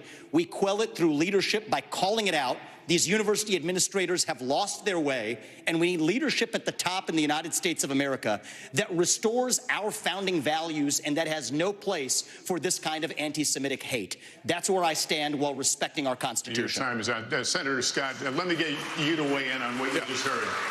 Well, let me just say to every single university president in America, federal funding is a privilege, not a right. Number one. Number two, to every student who've come to our country on a visa to a college campus, your visa is a privilege, not a right. Number three, any campus that allows for anti-Semitism and hate, to allow students to encourage terrorism, mass murder, and genocide, you should lose your federal funding today, period. To all the students on visas who are encouraging Jewish genocide, I would deport you from those campuses. We have to stand strong with our Jewish Americans. At the end of the day, we should not have our Jewish students in a library being told to hide. On our streets in New York, a Jewish citizen has the right to walk on the streets of America with no fear. They have the right to go to college campuses, go to class, and not fear. We will restore that. I started working on anti-Semitism on college campuses in 2017 because even then there was a rise of anti-Semitism on college campuses. We must force the people off those campuses and Senator frankly, Scott, thank you. Let me out of our country. Let me turn to the Governor DeSantis here. What do you think about what he just said? I was the first presidential candidate to say, if you are here on a student visa as a foreign national, you're making common cause with Hamas, I'm canceling your visa and I'm sending you home. No questions asked. Second, I have friends here in Florida who Their kids do not feel safe even going to university campus at all outside of the state of Florida. You have Jewish students fleeing for their lives at Cooper Union. Joe Biden should have the Department of Justice on these college campuses and holding the universities accountable for civil rights violations. When you should not have money going to these places. I already acted in Florida. We had a group, Students for Justice of Palestine. They said they are common cause with Hamas. They said, we're not just in solidarity, this is what we are. We deactivated them. We're not going to use state tax dollars to fund jihad. No way. And what is Biden doing? Not only is he not helping the Jewish students who are being persecuted, he is launching an initiative to combat so-called Islamophobia. No, it's the anti-Semitism that's spiraling out of control. Right. That is what we have to confront. And as president, I can tell you this, we are not going to stand. This is super deceptive because Biden's actually done a whole initiative on dealing with anti-Semitism. So like it or not, it's just not accurate. State with a sizable Muslim population. Last month, as you know, a 6-year-old Palestinian-American boy was killed in Illinois by his landlord. His mother was also stabbed more than a dozen times in what has been charged as a hate crime. What do you say to Muslim Americans who are also feeling afraid for their safety right now? Lester, I'm the only one on the stage who's actually had experience in dealing with this. I was appointed by President Bush to be the U.S. Attorney in New Jersey on September 10th, 2001. And when I took over that job after the September 11th attacks, I had to deal with a situation in our state that was explosive. We're the most ethnically diverse state in this country. And so first, we heard credible reports about Jewish students and synagogues being threatened in our state in the aftermath of 9/11. We made sure that we sent federal agents to those synagogues and we protected them, and the same thing should be being done now. At the very same time, I personally went from mosque to mosque in New Jersey and met with the leaders of those mosques and with the members of the mosques. And I said to them, law enforcement is on your side to protect you, regardless of your religion, if you are going to comply with the law. And we developed fabulous relationships with Muslim Americans all across the state of New Jersey, and we stopped any hate crimes that were going on either against Jewish Americans in New Jersey or Muslim Americans in New Jersey. It takes leadership, Lester, to know how to do this. You must work with both sides. Both sides need to know it, but let us never have a false moral equivalence between Hamas and Hezbollah and the Jewish people. The Jewish people stand for right and justice, and Hamas and Hezbollah stand for death. Governor Christie, thank you. Ambassador Haley, what do you say to Americans who... This entire section is like pretty pandery and doesn't really substantively address any of the issues. And the country is all out of sorts. I think, look at what these kids are dealing with on college campuses. What makes me so angry is not only do you have the kids barricaded in the library, they've said they were going to shoot up the kosher dining hall. You've got kids' dorm rooms who are being set on fire because they have something related to Israel on their doors. No person should ever feel in danger like this. And this is what I would say about our college presidents, is if the KKK were doing this, every college president would be up in arms. This is no different. You should treat it exactly the same. Anti-Semitism is just as awful as racism, and we've got to make sure they're protected. And for everybody that's protesting on these college campuses in favor of Hamas, let me remind you something. Hamas said death to Israel and death to America. They hate and would kill you too. And the idea that they're talking about genocide for the Jewish people, that's not the values of America. That's not us. We're better than that. We don't need to celebrate terrorists. We don't need to celebrate genocide. We don't need to celebrate violence towards anybody. We need to go back and soul search in our country and remember what we are about. And we are about taking care of people, not going and making them live in fear because some other terrorist activity says they want to destroy them. Ambassador, thank you. Kristen. Lester, thank you. This is another question for the entire field, so you will all get a chance to respond. But Senator Scott, I'd like to start with you. The United States has given Ukraine financial and military support since the war began more than 600 days ago. President Zelensky told me on Sunday if Russia isn't stopped now, quote, the price will be higher for the United States, and Americans would be forced to, quote, send your sons and daughters to defend NATO countries. Senator Scott, where do you stand on more funding for Ukraine? I certainly have been very supportive of Ukraine. I believe that ultimately we should make sure that the President of the United States states what is America's national vital interest in Ukraine. It is actually in degrading the Russian military. We've been very effective using our resources and our weaponry and the incredibly high price of Ukrainian blood to achieve that objective. Every day we get closer to the degradation of the Russian military, and that's good news. But the American people are frustrated that they do not have a president who reminds us and tells us, where's the accountability?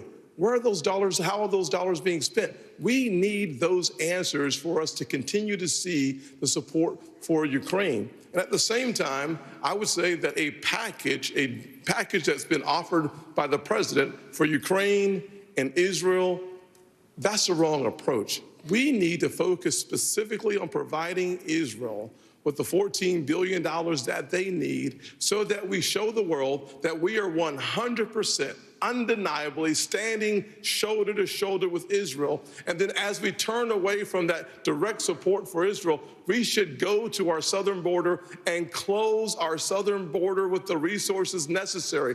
I believe that we have sleeper terrorist cells in America. Thousands of people have come from Yemen, Iran, Syria, and Iraq. If we are going to deal with the national security emergency at our border, we have to do it now. Senator Scott, thank you. But just to be very clear, if you were president, if you were in the Oval Office today, would you sign off on more military funding for Ukraine, or would you discontinue it?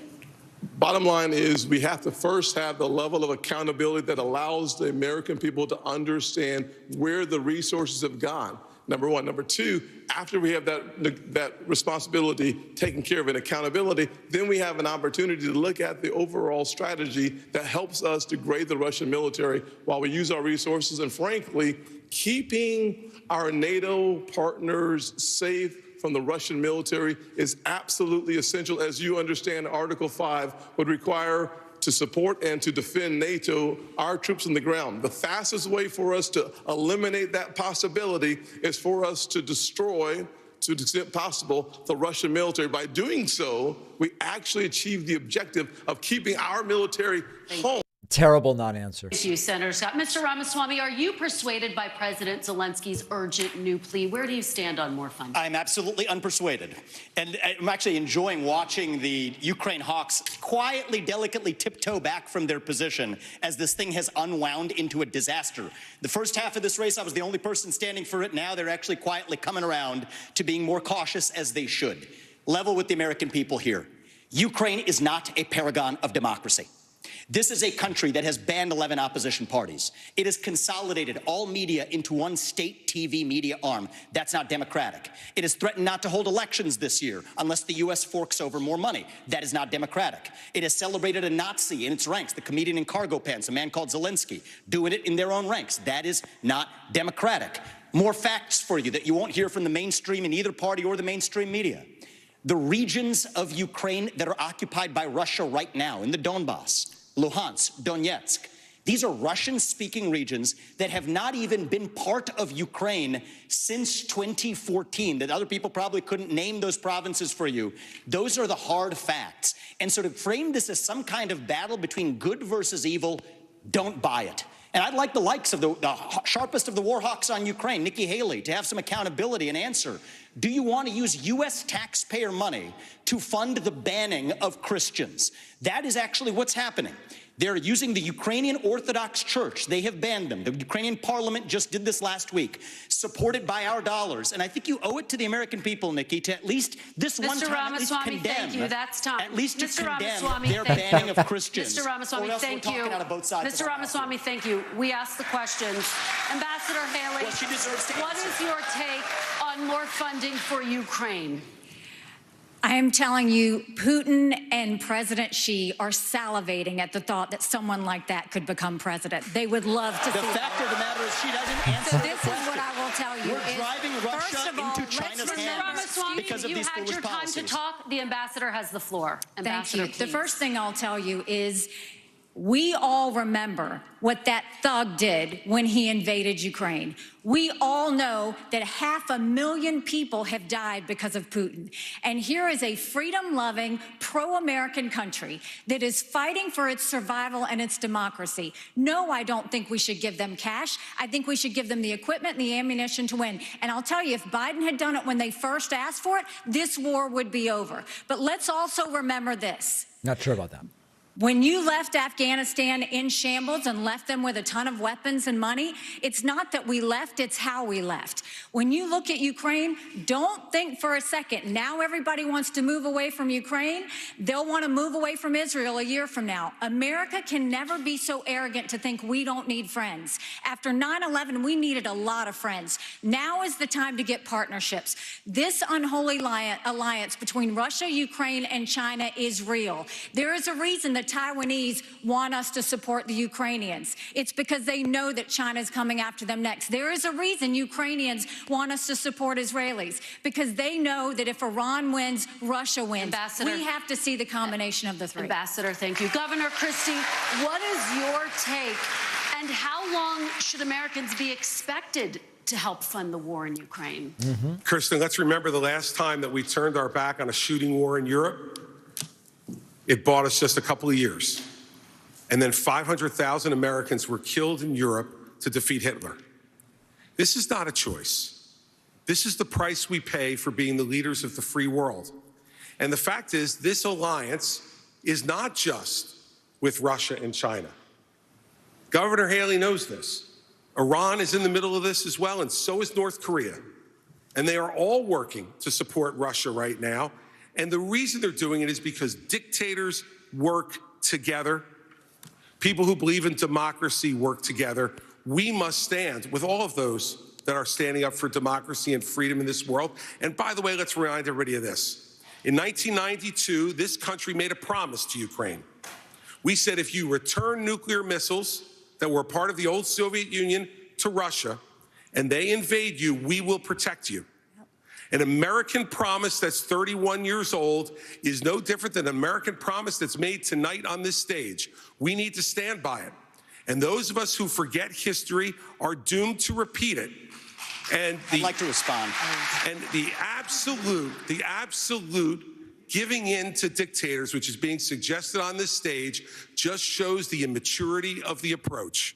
Governor Christie, thank you. Governor DeSantis, I'd like you to weigh in DeSantis a on this non-factor idea. tonight. Are you concerned that this could become a wider war if Putin is not stopped now?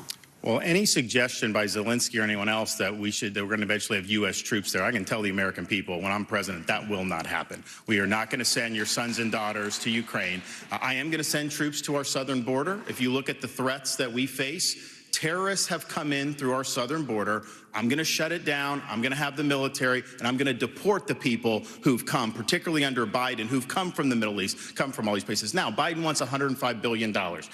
60, most of that's Ukraine, including some of it going to pay pensions for bureaucrats and salaries. That is a totally ridiculous use of American tax dollars. He says he has money for border to try to do, and the media repeat that. When you look at it, what most of the money is money to process more illegal aliens into this country. How is that solving the problem? That's making the problem worse. And what does he do for the Indo-Pacific? A pittance. That is the top threat that we face.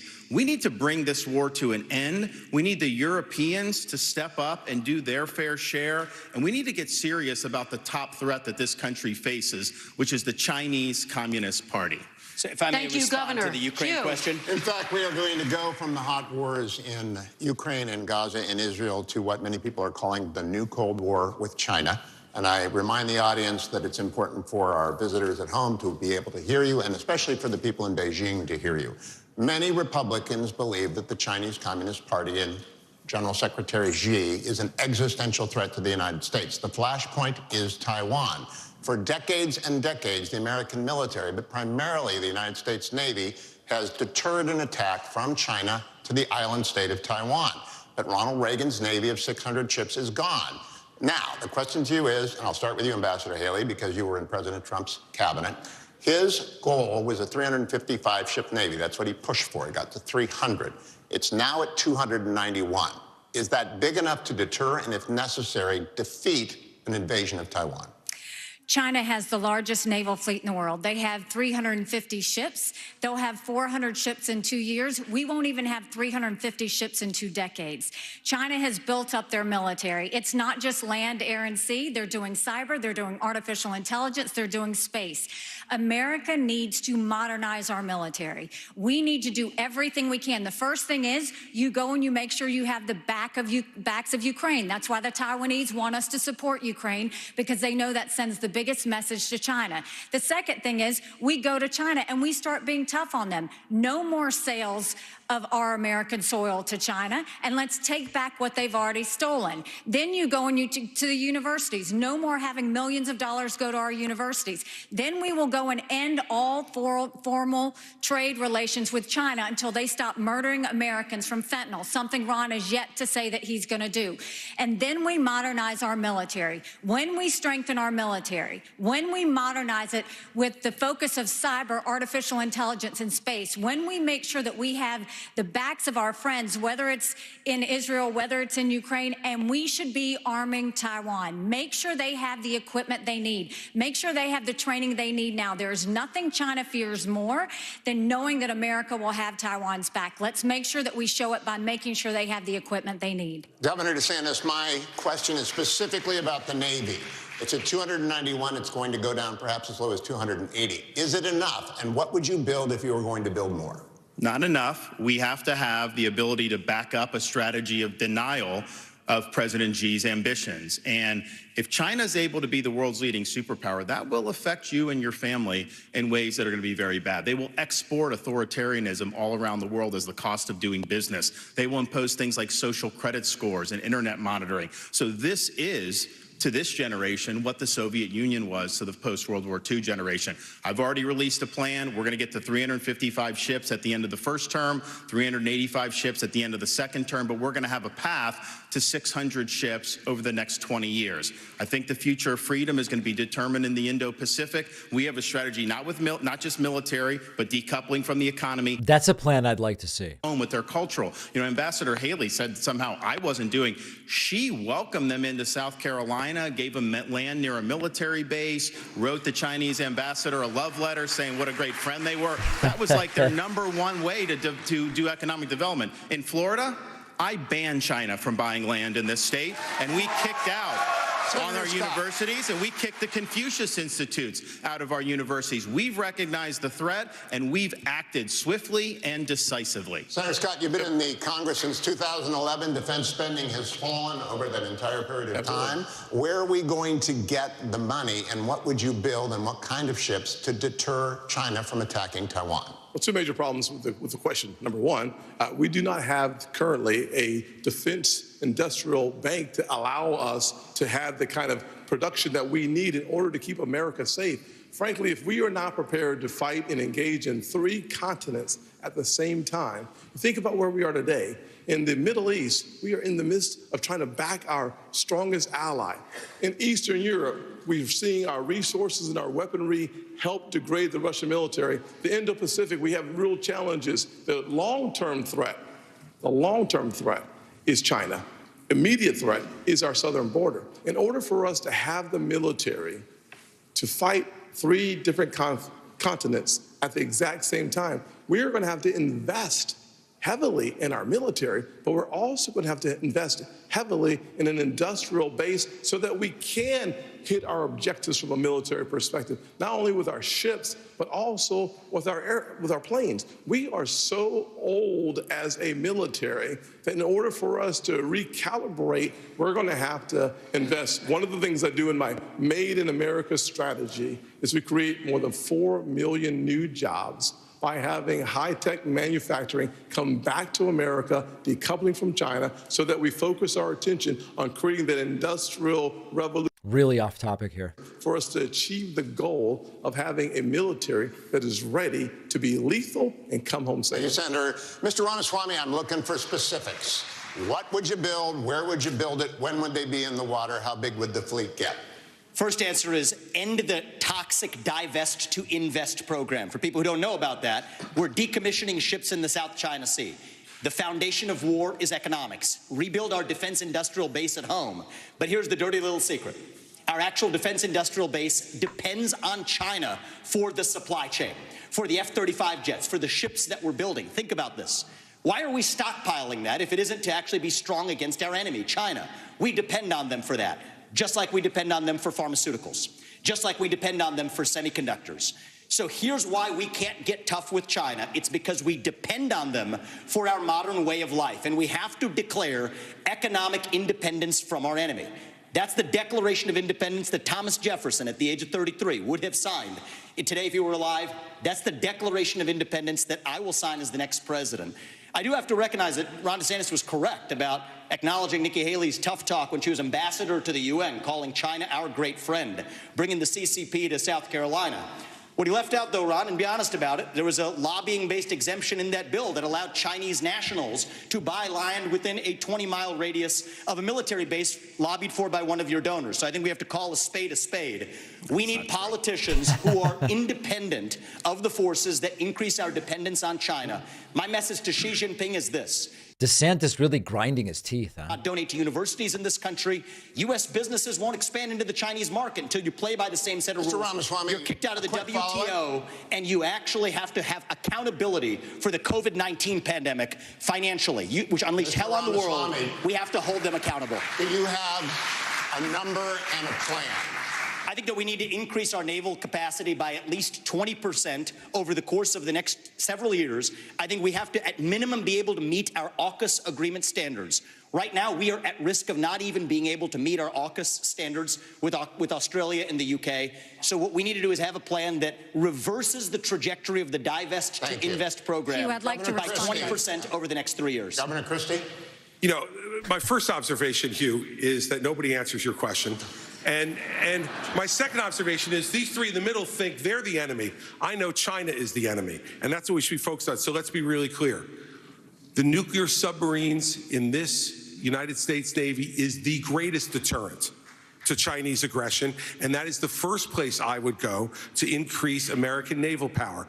Our nuclear submarines are able to move stealthily, quietly, and effectively. And if we are going to deter China from invading Taiwan, the only way we're going to do it is to make sure that they don't know whether how many nuclear submarines from the United States of America are in the South China Sea and in that area and ready to strike on them if they decide to move on Taiwan. And so we, as our first priority, need to go directly to our nuclear sub-program, Hugh, and we need to increase it drastically. That would be priority number one. Ships would come next, but to me, the ships are secondary choice here.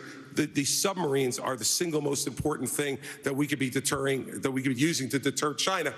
But the other thing we could do to deter China is to let them know that the blood money they're spending for Russia in Ukraine right now will not be effective, that we send Putin home with his tail between his legs and make them understand that the same fate waits for them if they decide to move towards Taiwan with a more aggressive nuclear sub-program. We'll be able to make that threat real. Thank you, Governor. We're going to take a brief pause now, and we'll be back to the Republican. All right, so listen, Ron DeSantis and Tim Scott, non-factors in this debate. It's basically Vivek attacking everyone from the moderator to whoever else, Nikki Haley, etc. Nikki Haley herself making some pretty good points, sort of, in the context. Chris Christie trying to say, I'm different than these other people in this way. But DeSantis just not a factor, and Tim Scott hasn't been a factor since any of this stuff started. Now, you might notice that Donald Trump was not there because Donald Trump is here. Donald Trump not in Miami because he's in Hialeah giving a speech. He is soaking wet, visibly soaking wet and glitching badly. Accordion, playing an invisible accordion while sweating, soaked. We're going to listen for a moment. Thank you to everyone who signed up on my website during this stream. I want to remind you, if it looks like we're going to get close to 2 million YouTube subscribers tonight, I'll just keep streaming. Okay, just like this. We're just going to keep streaming if it looks like we're getting close, okay? So make sure to hit that subscribe button. And so important, we have persevered over Fox News. They struck us twice with copyright strikes, but we won. and the coupon code FFOX saves you 50% on my website. This is the #1 way to support the work we do. You can use the coupon code. Your name will pop up. I'll say thank you. I'll say good things about you that may not even be true. But we are winning big. Let's listen to a little bit of this insanity. They were smart. Well, what am I supposed to say? They're stupid people?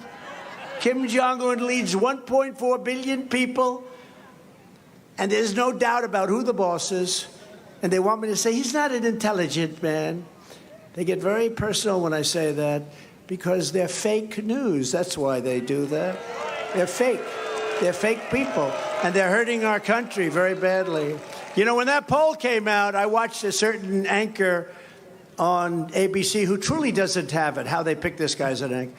And he was almost crying when he saw the numbers in the New York Times poll, because it has us up by 10, 11 points and beating Biden everywhere, with women, with everything. Women, I'm finally doing something. I always felt I did well with women because women want security, right? Right.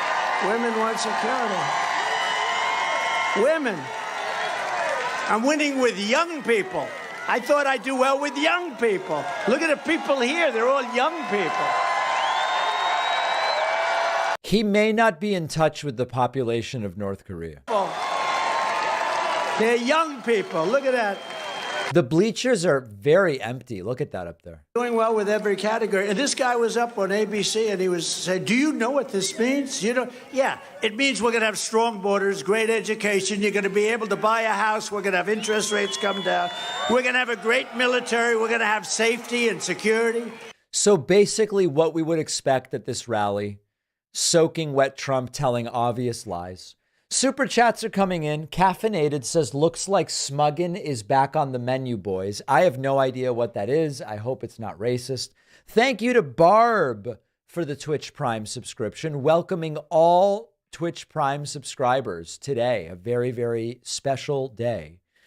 And we have about an hour left of this debate, and it is really something else. One thing I can tell you with certainty is this debate will change nothing about who is leading the Republican primary. It's just, you just can feel that it will change nothing. Let's get back to the debate.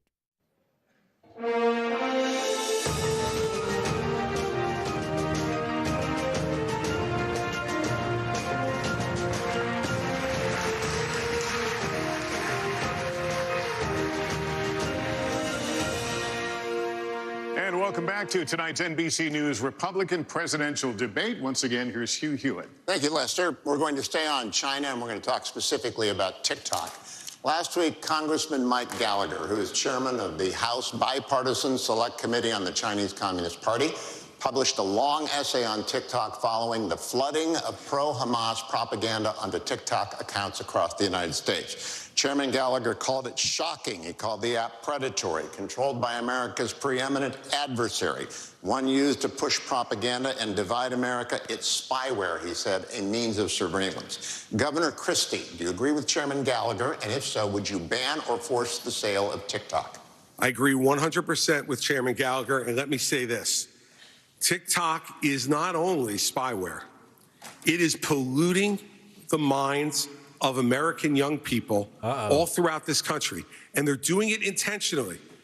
And when you saw what happened in the last few weeks with all of this anti-Semitic, horrible stuff that their algorithms were pushing out at a gargantuan rate, this is China trying to further divide the United States of America.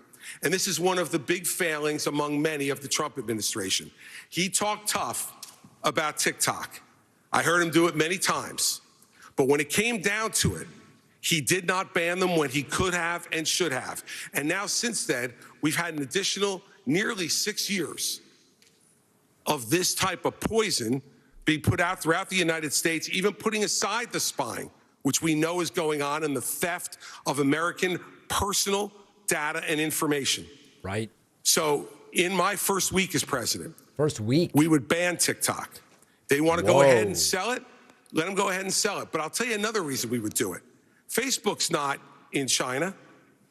X is not in China. They're not permitting a free flow of information to the Chinese people from our social media companies, yet we just open the door and let them do what they're doing.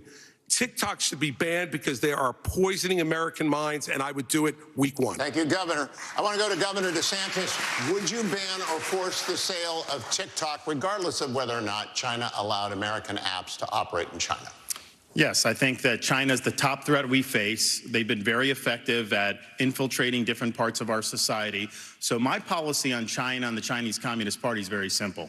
We win, they lose. And in order to do that, it's not just military, it's economic, and it's cultural. And as the dad of a 6'5" and a 3-year-old, I'm concerned about the data that they're getting from our young people and what they're doing to pollute the minds of our young people. These kids get these devices and they have a mind of their own. And I know a lot of parents are looking, it's hard to even keep it out. China's obviously the most extreme, but this is happening with other things. So we are gonna do that, and we are gonna make sure to protect the American people. It's a full spectrum approach to be able to fend China off. Yes, military deterrence, yes, economic decoupling, but also their role in our culture. If we ignore that, we're not going to be able to win the fight. Thank you, Governor. Ambassador Haley, speak to the parents DeSantis couldn't be more milquetoast today. In this auditorium. No, I'm going to speak to the fact that 2 people hit me and you didn't let me respond. So let's first talk about the fact that they want to talk about the Chinese land from 10 years ago. Yes, I brought a fiberglass company 10 years ago to South Carolina. But Ron, you are the chair of your economic development agency that as of last week said Florida is the ideal place for Chinese businesses. Not only that, you have a company that is manufacturer of Chinese military planes. You have it. They are expanding 2 training sites at 2 of your airports now, one which is 12 miles away from a naval base. Then you have another company that's expanding, and they were just invaded by the Department of Homeland Security. So mine was 10 years ago. You gave Yours them was stuff. 6 I months didn't ago. give them anything. What's your story? And I abolished that agency that she's talking about. No, Enterprise Florida, we abolished it. And of course, we banned China from buying the land. website Not last exactly week. a Go great check. recruiting pitch if you're banning them from purchasing land. scrubbed the website So we've stood up and week. we've Thank you, done the Ambassador right thing Haley. in Florida. Mr. Ramaswamy, we've talked about this. You campaign on TikTok. How do you get TikTok banned if you use it? Well, I want to laugh at why Nikki Haley didn't answer your question, which is about looking at families in the eye. In the last debate, she made fun of me for actually joining TikTok while her own daughter was actually using the app for a long time. So you might want to take care of your family first. Leave my before daughter appreciating out of your anybody else's voice. adult daughter. The next generation of Americans What? are using it. And that's actually the point. Kind of a low Her blow. supporters propping her up. That's fine. Here's the truth. You're just the easy scum. answer is actually Scum. to say that we're just going to ban one app. Oh we my got to go God. further. We have to ban any U.S. company getting actually ugly. transferring U.S. data to the Chinese. Here's a story most people don't know. Airbnb hands over U.S. user data to the CCP. Now, that's a U.S.-owned company. So this is the problem when you have Republicans that temporarily go the way the winds blow, and now it's popular to talk tough on China. When she was UN ambassador, called them literally, her words, not mine, our great friend. Honestly, bringing up Nikki Haley's daughter seems kind of like a low blow. Because even U.S. companies in Silicon Valley are regularly doing it. Cut the virtue signaling. The fact of the matter is Democrats are on TikTok today. The only person, one of the few people who is putting up content the way the actual algorithms work, speaking for pro-Israel views or others, is Ambassador me. And I predict Haley, more Republicans will join it. But stop U.S. companies from turning over data to Chinese companies. That's the real Moderators answer, like not the virtue Kristen signaling. don't get to respond to personal attacks, but you do. Thank you very much. You know, when he talks about me praising China, he doesn't know the fact that the reason China was praised was because I negotiated with China and Russia the largest set of sanctions against North Korea in a generation. That is literally the reason North Korea stopped testing ballistic missiles. So I said China did good on their part. That was a You said negotiation they were our you great could friend never is do. what you said, Nikki. Those are your words, not mine. And so just own up to it. You would never you can have been change able your to mind. get That's that allowed. negotiation But don't done. lie to the people about I what have you've said or what you've done in against South China Carolina. my You have brought entire them to South career Carolina. at the Ron is United right about Nations. that. Every day I fought China, and I did it Look at the by making actual sure hard no facts. one You could brought them get to this any country. agency heads in UN. I did it by making sure that we called them out on human rights. I did it by making sure that we held them accountable on everything that they did. That's the reason we got out of the Human Rights Council. That's the reason we called them out. And there's not been a day I haven't stopped. Senator Scott, it is your turn. Mr. Ramaswamy, afterwards. Everybody else is hanging on to the rules here, Mr. Ramaswamy. Senator Scott. Thank you. We should. I appreciate y'all clapping for me already. This is wonderful answer. Loved it. Tim Scott, a total non-factor in this debate. Everything he says, people are just like, okay, let the next person talk. Now, we saw under former President Trump, he tried to ban TikTok twice, but was struck down by our federal courts. If you cannot ban TikTok, you should eliminate the Chinese presence on the app. Period. We also should provide, in my parents' Bill of Rights, we give parents the opportunity to give their kids permission under 14 to be on those apps. I think it's incredibly important for us as Americans to take back control of the information, especially of our kids. Where does it go? We should know that. One of the ways that we get to know that is by having a parental consent. But if we can eliminate TikTok, that is a first step. But it's not just TikTok. China continues to spy on our kids, but they're also buying our farmlands. We talked about that several times there. We have to make sure that we use the tools that are in our toolkit to stop China from buying farmland near our bases. The third thing we have to do is make sure that they stop stealing our intellectual property. They're literally stealing our IP to compete against us. My administration, we stopped that day one, and we start making sure that we create six-figure income for jobs made in America through my strategy. Kristen. Hugh, thank you so much. We're now going to talk about Venezuela, where millions have fled political and economic turmoil. Many Venezuelan immigrants are settling right here in Florida. Former President Trump and President Biden have taken different approaches to Nicolas Maduro's regime with little result. Former President Trump put economic pressure on Venezuela and backed one of Maduro's rivals. President Biden temporarily eased sanctions to encourage electoral reforms. Governor DeSantis, do you see the political situation in Venezuela as a threat to the United States, and what would your approach be? We should never rely on Venezuela for oil like Biden has had to go beg. I'm going to unleash all of America's energy potential. On day one, I'm taking all the Biden regulations, the Green New Deal, ripping it up and throwing it in the trash can where it belongs. We're going to lower your gas prices. We're going to create jobs. We're going to lower energy costs. But we're also going to be more energy independent and secure. We'll choose Midland over Moscow. We'll choose the Marcellus over the mullahs. And we'll choose Bakken over Beijing. That is good for America's national security. Biden's Green New Deal, that's good for Venezuela, it's good for Russia, it's good for Iran, and it's good for China. So I would turn the screws on the Venezuelan regime. I think it's a corrupt, dictatorial regime, and we should never go hat in hand begging for oil from them. Just to be clear, would you reimpose the sanctions? Yes, absolutely. Ambassador Haley, what would your approach be? You know, I stood on the Simon Bolivar Bridge and watched thousands of Venezuelans cross for hours in the hot sun, holding their babies to get the one meal they might get that day, going from Venezuela to Colombia. They were fleeing socialism and begging for freedom. We need to make sure that we do everything we can to sanction Maduro. We shouldn't be getting dirty oil, and Biden just gave 500,000 Venezuelans temporary priority status, which is just going to have more of them come. But on the energy side, it cracks me up that Ron continues to do this. He has opposed fracking. He's opposed drilling. Last time he said it wasn't true, and everybody found out that it was true. He opposed it before Florida voters even voted on it. He was praised by the Sierra Club, and you're trying to make up for it and act like you weren't a liberal when it comes to the environment. You were. You always have been. Just own it if that's the case, but don't keep saying you're something that you're not. Let me respond to that.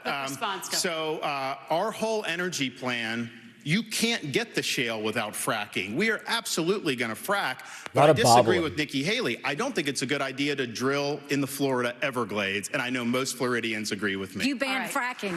Thank you very much. Lester?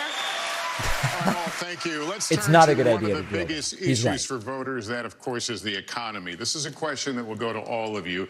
An Iowa voter recently told NBC News, "How am I going to make sure my pantry's stocked without breaking the bank?" You've all said the best way to deal with rising prices is to cut government spending. But that would take time to play out, and Americans are struggling right now. Senator Scott, I'll start with you. What would you do the moment you take office to help Americans manage the cost of living? So we're talking about short term here. My mother was a single mother who raised me and my brother in a very challenging economic situation.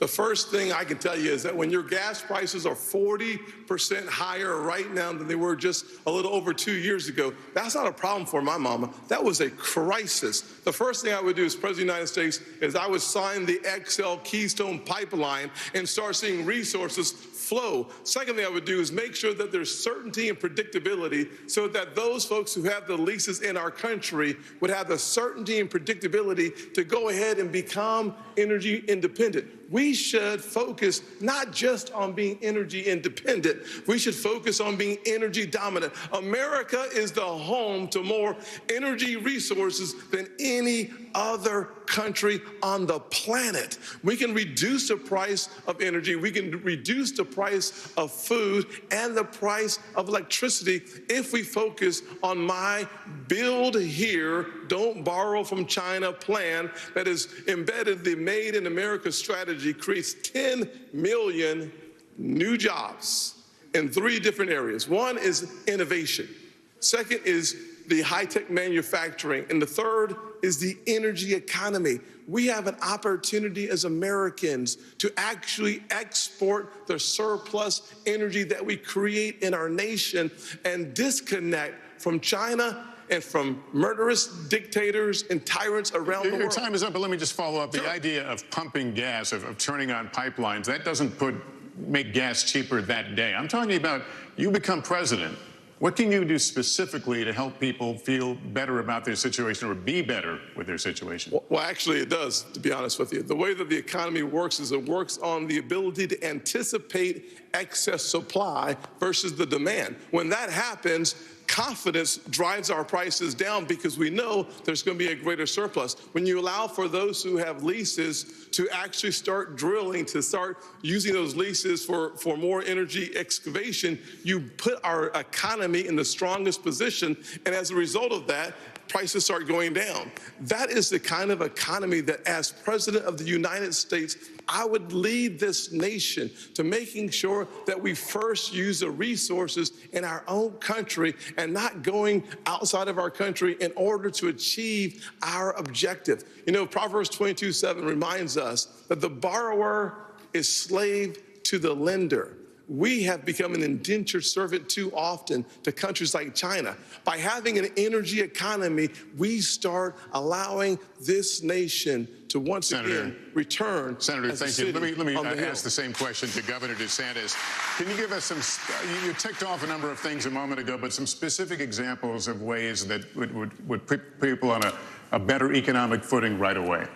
So I started off working minimum wage jobs. I did $6 an hour as an electrician's assistant. I worked all kinds of things to be able to get through school. And I did that because I believed in America, if you work hard and get the most out of your God-given ability, you can get ahead. And what's happening now, many of you are working hard and you're falling further and further behind. I've met people in Iowa, New Hampshire, and all across the country who've talked about all the burdens that they're facing with the rising prices. And I've heard from multiple people the same story. When they go grocery shopping, what they now do is they figure out what they have to take out of the cart once it's ringing up, because it rings up so much faster and so much higher at the cash register that they can't afford the full cart of groceries anymore. We have to restore the American dream in this country. What can you do on day one? Here's what I'm going to do. I'm going to take all the executive orders, the regulations, everything involving Bidenomics. I'm going to rip it up. I'm going to throw it in the trash can on day one where it belongs. That is going to give the economy breathing room. And I'm also going to rein in the Federal Reserve. They have helped create, with their reckless monetary policy, what we have faced since the COVID-19 pandemic. They botched it. Congress botched it. Both parties are to blame. Fed should focus on stable prices. They are not an economic central planner for the American people. Governor, thank you. Mr. Ramaswamy, weigh in on this. Ways that you can improve people's financial condition in the short term. Right, and as a CEO, the economic question is core to my vision and policy prescription for this country. Increase the supply of everything. It's the law of supplies and demand. Increase the supply of energy. That brings down the cost of energy, grows the economy. Drill, frack, burn coal, embrace nuclear. Increase the supply of labor in this country. Stop using our taxpayer money to pay people more to stay at home instead of to go to work. Increase the supply of housing. People don't talk about this one in the Republican Party. The land use restrictions are constricting the supply of housing. That's making housing more expensive for ordinary Americans across this country. So that's the true answer. And I think it takes a CEO in the White House who actually understands this to get this done. Because Americans at home, they know the Bidenomics is a lie. Prices are going up. Interest rates and mortgages to buy your home are going up. But wages have remained flat. That's the hard diagnosis for our economy. And this is about more than just our economy. I say this as a member of my generation. I'm 38 years old. I'm the youngest person ever to run for U.S. president as a Republican. The reason my generation has lost our sense of national pride, in part, is because people in my generation feel like the American dream isn't available to them. And part of the reason why is we've burdened them with four-year college degrees that did not serve their head start on the American dream. People will be more proud of a country if we're all making more money in that country. This is how we revive national pride and our identity, and it will take a CEO in the White House with zero-based budgeting, by the way, to take on the federal debt to get this job done. Let me turn to Governor Christie on that. Well, look, Lester, part of the entire premise of the question, and I agree with Tim on this, is absolutely energy is the key to this because it drives every one of those other prices. You know, now food gets to your grocery store, it gets trucked. And those truckers have to pay for fuel and for the higher fuel prices. And when you go ahead and you tell people, we are going to unleash every bit of American energy, every bit of its potential, what happens in the futures markets? The prices go down because those people who are believing that the Biden program will continue are the ones who are bidding this up. And let me tell you the other place that's bidding it up, in the Middle East. And so if you don't believe that making sure that Israel and that Israel situation that's going on right now isn't resolved and resolved quickly as President of the United States and bring stability back, that will also not permit countries like Saudi Arabia and others to be able to jack their prices as well in what they say is in response to a crisis, when it's really what it's in response to is putting more money in their pockets. When they have an American president who knows that Israel must be defended not with humanitarian pauses and not with suggestions for ceasefire, but with letting them know we will supply them with everything they need, that will also bring stability to the market. Energy is the key to bringing this down. It's what every American family needs when they turn on their lights, fill up their car, and go to the grocery store. And we need to do that first and foremost. That's the short-term answer. Governor Christie, thank you. Ambassador Haley, let me come at this from a slightly different direction. Americans in rural communities are being especially squeezed by inflation right now. Nobody making any play on Trump's 60% among the Republican electorate. That's the main takeaway here. $1,000. How would you specifically help rural Americans who are suffering right now, Ambassador? Well, I'm a product of rural America. I grew up in rural South Carolina. And I can tell you what we're seeing now in America is the rich are getting richer and the poor are getting poorer. We have to go and start beefing up the middle class. And the first thing I would do is I will eliminate the federal gas and diesel tax in this country. We'll cut taxes on the middle class. But we have to stop this spending binge that's happening by Republicans and Democrats in Congress. I will make sure, one, we claw back the $500 billion of unspent COVID dollars that are out there. Instead of 87,000 IRS agents going after middle America, we'll go after the hundreds of billions of dollars of COVID fraud that exists, one out of every $7. We'll stop the spending, we'll stop the borrowing, we'll eliminate the earmarks, and I'll veto any spending bill that doesn't go back to pre-COVID levels. That will cut trillions and allow us to be safe. We also need to be not energy independent, energy dominant. We are blessed with resources, let's do it. But the reason no one should give you a number, Hugh, on the amount of ships in the Navy is because in a few years, our interest expense is going to be more than our defense budget. So no one can give you that number realistically without first tackling what's happening with the financial situation. It would be a false number to give you that. We have got to understand this is a crisis. It is a national security concern. If we don't deal with what's going to happen with that interest expense in a few years, we're going to look like Japan, and we can't let that happen. The strong dollar matters. Ambassador, thank you very much. Kristen. Americans could see Americans could see their Social Security benefits drastically cut in the next decade because the program is running out of money. Former President Trump has said, quote, under no circumstances should Republicans cut entitlements. Governor Christie, first to you. You have proposed raising the retirement age for younger Americans. What would that age be specifically, and would you consider making any other reforms to Social Security? Sure, and we have to deal with this problem. Now, look, if we raise the retirement age a few years for folks that are in their 30s and 40s, I have a son who's in the audience tonight who's 30 years old. If he can't adjust to a few-year increase in Social Security retirement age over the next 40 years, I got bigger problems with him than his Social Security payments. And the fact is, we need to be realistic about this. There are only three things that go into determining whether Social Security can be solvent or not: retirement age, eligibility for the program in general, and taxes. That's it. We are already overtaxed in this country, and we should not raise those taxes. But on eligibility also, I don't know if out there tonight, and if you're watching Warren, I don't know if Warren Buffett is collecting Social Security, but if he is, shame on you. You shouldn't be taking the money. There are a lot of programs in this country that we all pay for that we don't get a direct benefit from. Food stamps is one of them. I've never, fortunately in my life, ever had me or my family on food stamps. But I'm glad it's there so that no one in this country goes to bed hungry at night if they have availability to that program. But I don't get a direct benefit. The fact is, on Social Security, remember why it was established. It was established as a safety net program to make sure that no one would grow old in this country in poverty. That's what we got to get back to. Rich people should not be collecting Social Security. Governor, can you give me a specific age, 69, 70? What would the age be? No, look, that's going to be a part of a negotiation with Congress, Kirsten, and hell, I'm not going to start negotiating until I get there. All right, Ambassador Haley, let me have you weigh in on this, because you said in June that you would be open to raising the retirement age. Have you determined what that age would be specifically, and what other reforms are you looking at? So first of all, any candidate that tells you that they're not going to take on entitlements is not being serious. Social Security will go bankrupt in 10 years. Medicare will go bankrupt in 8.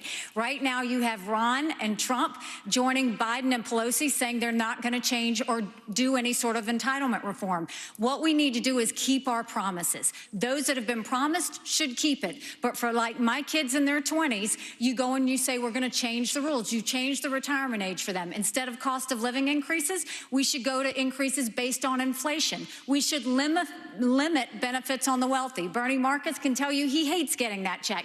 Limit the benefits on the wealthy, and then expand Medicare Advantage plans. Seniors love that, and let's make sure we do that so that they can have more competition. That's how we'll deal with entitlement reform, and that's how we'll start to pay down this debt. And can you give me a specific age? Have you determined the age? Again, you have to work with Chris. What I can tell you is it's going to be those in their 20s just coming into the system, and it should reflect more of life expectancy. It doesn't do that now. All right, Mr. Ramaswamy, have you determined if you would touch entitlements and Social Security? What, if any, reforms are you looking at? So this is really important right now. We're working within the last window I believe we will have to actually fix this problem while still leaving Social Security and Medicare benefits for current seniors intact. I'll tell you how. The other candidates assume, like Nikki, that it can't be done. And on her math, she's right about it. But her math assumes $7 trillion of our $33 trillion national debt going to fight wars like in places like Iraq and Afghanistan. Minus that, our national debt would be $26 trillion right now. Then you go to zero-based budgeting, which I've proposed as a CEO. It's how I've run businesses. It's how many CEOs run businesses. Don't use last year's budget as the baseline. Start with zero as the baseline, and then ask what's actually necessary. DeSantis looks like he's not even paying attention. Yes, that is severe in the number of federal employees in the Washington, D.C. bureaucracy. Shut down redundant agencies that should not exist. Deliver economic growth as a positive tailwind. I think we can get to 3, 4, maybe even 5% GDP growth if we really take the regulatory shackles off of our economy. And against that backdrop, I believe this is our last best window to be able to take care of our national debt problem through those severe measures, including sacrificing the foreign wars that many bloodthirsty members of both parties have a hunger for. That's the one secret for how we're going to be able to do this, and that requires discipline. So we can't have the first conversation we were having, sending foreign aid willy-nilly to countries whose national debt per capita is less than ours. Thank you, But Mr. if we do this Ramaswamy. correctly, I think this is our last window, and it'll take a CEO from the next generation to do it. Thank you very much. Senator Scott, weigh in here. What are you looking at to keep Social Security sustainable? The bottom line is a simple one. We have to grow our economy and cut our spending. Let me just say to my mama and to every other mama or grandfather receiving Social Security, as President of the United States, I will protect your Social Security. The fact is that we're spending today about $1.1 trillion on Social Security, about $750 billion on Medicare, about $300 billion on Medicaid, about $400 billion on veterans benefits, $1.7 trillion on annual appropriations. If we're going to actually tame this tiger, the way you do it is not by picking on seniors who have paid into a program that deserve their money coming back out to them. The way you deal with it is, number one, you have to grow your economy. My plan, Made in America, creates 10 million new jobs, grows our economy at 5%. By doing so, you add trillions of dollars of economic activity and billions of dollars to your treasury. Number two, you have to cut taxes. When we cut taxes in 2017, I wrote the Tax Cuts and Jobs Act. Everybody said, well, guess what? Revenue will go down. Well, in 2018, after we wrote it in 2017, what happened? Revenue went up by 3%, and the next year, it went up by another 3%. So what we know is that the Laffer curve still works, but the lower the tax, the higher the revenue. And finally, if we're going to deal with it, we have to take our annual appropriations back to pre-2020, I don't know if this is the big thing, but like the Laffer curve in a small range would work, but obviously at the extremes, it doesn't work. Senator, very quickly, would you raise the retirement age? Would you be open to raising the retirement age, or do you rule that out? All you have to do is go to a farm in Iowa and watch the hard work and the dedication. Yes or you no, and I though, having Senator? a conversation. Yes, yes the or no? answer is no. But listen to this, though, before you go on. Thank you. The fact of the matter is that the more physical your labor, a year or two or three more is actually challenging to the physical body. You and I might have a different perspective, but for those farmers, they're working night and day. Thank you, Senator. I appreciate it. Governor DeSantis, finally to you, would you be open to raising the retirement age, and how would you keep Social Security He previously was sustainable? open to it. Well, look, as governor of Florida, I know a few people on Social Security, and I know it's important. My grandmother lived till 91, and Social Security was her sole source of income, and that's true for a lot of seniors throughout this country. So what I'd say to seniors in America, promise made, promise kept. I understand what you're going through with the rising prices, and you need that Social Security check. So we'll make sure to get that done. What can you do to help shore up Social Security? One of the things that's causing problems is the inflation. We have to reduce inflation. When you have higher inflation, the seniors get a cost of living adjustment, which means the program's spending more, but it doesn't cover the increase in the actual inflation rate. We also do need to get to at least 3% growth. You're never going to be able to have issues, be able to solve the budget without that. But I would note this. Congress for decades took money from Social Security. Social Security would have more tax revenue than it put out. They would take it and then they'd write an IOU to Social Security. Congress has a lot of dirty hands on this. I'm going to force Congress to stop spending so much money. And you know, one thing we have to we talk about the retirement age is just something that's changed in the last 4 or 5 years. Life expectancy in the United States is declining. So, Governor, in this yes country. or no? Would you raise it? Would you raise the retirement age? When life expectancy is declining, I don't see how you could raise it the other direction. So it's one thing to peg it on life expectancy, but we have had a significant decline in life expectancy in this country, and that's just the fact. All right, Governor DeSantis, thank you. Thank you, candidates. And we will be right back after a quick break from Miami, Florida. All right. I don't see any needle being moved here. People can tell me in the chat if they agree or disagree. Let's dip in a little bit to what's going on with Donald Trump still soaking wet in Florida. We are going to drill, baby, drill. We're going to bring down your costs. We are bringing down your energy costs. We have the highest energy costs anywhere now. And, you know, energy is really what started inflation. And I don't know if you've ever heard, but inflation is called a country buster. You can go back 300 years and you can see why some great empires failed. Many of them failed because of the word inflation. You look at Germany, old day Germany, and you look at so many other countries. Inflation is a country buster. And so Trump's been speaking a little bit over an hour, sort of curious whether he'll try to speak through the end of the debate. It's not totally clear. And the debate will be back in about 2.5 minutes. If you're just joining us, it's been a completely insane night in the sense that there were a few kind of viral moments between Vivek Ramaswamy, Nikki Haley, Ron DeSantis, but absolutely nothing happening that will have any big shakeup of the fact that Trump's got 60% of Republican support right now. All of the other candidates are fighting for the remaining 40%. That's where we are. Nothing's going to change that tonight, at least. I guess it's worth mentioning Trump deliberately skipping the debate and doing a rally instead to try to take attention away from the debate. Totally self-centered, totally egotistical, but not an insane strategy if you've already got 60% support. I mean, I got to hand it to the guy. It's, he's not giving them the ratings by participating, and he's also doing something else to maybe take a little bit of attention away. But when you're this shiny, you can second guess whether it was the right decision. I want to remind everybody we are pushing to 2 million YouTube subscribers. Look at the numbers. Look at those numbers go. It's like a slot machine. Make sure if you're just, folks, we've got 20,000 people watching and we're 27,000 away. We can almost get there right now. It's crazy what's going on here. And also, excuse me, I'm actually starting to lose my voice from excitement of what's going on. People dumping in memberships like I've never seen. Nicholas Zvichorsky, the newest member at joinpacman.com, number 235. You can use the coupon code FFOX because we defeated Fox's attempts to take down the YouTube channel. If you can imagine that. If you can imagine that. Joinpacman.com. I'll thank everybody that I'm able to. Let's listen to a little bit more of Trump. The debate comes back in 90 seconds.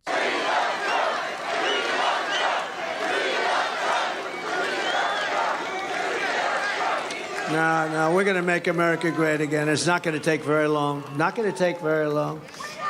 And I will keep men out of women's sports. Is that okay? Oh, God. I will fully uphold the Second Amendment. All right, let's get back to the debate, please. Beautiful Ocean Drive in Miami Beach. Have to say, I've been there a few times. Welcome back to tonight's NBC News Republican presidential debate. Once again, here's Salem Radio's Hugh Hewitt. Thank you, Lester. When NBC News talks to voters, when I talk to voters every day, they all say that the border is a top issue.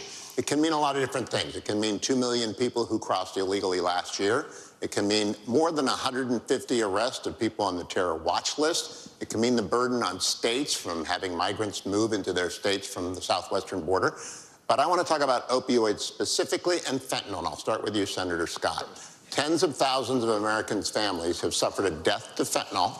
Young people sometimes die taking one pill. What can you do as commander-in-chief on the first day to stop fentanyl and the waterfall of it into this country? On the first day? Number one, we should close our southern border. For $10 billion, we could close our southern border. For an additional $5 billion, we could use the currently available military technology to surveil our southern border to stop fentanyl from crossing our border. I've already led on legislation that would sanction the Mexican cartels. If you remember the path, the precursors come from China, then they are manufactured in Mexican labs, and then the Mexican cartels bring them across our border. By sanctioning their accounts and eliminating their cash, we starve them of what they need. Number one, closing our southern border makes it nearly impossible to get in. The military-grade technology is a backup, making sure that we not only stop 70,000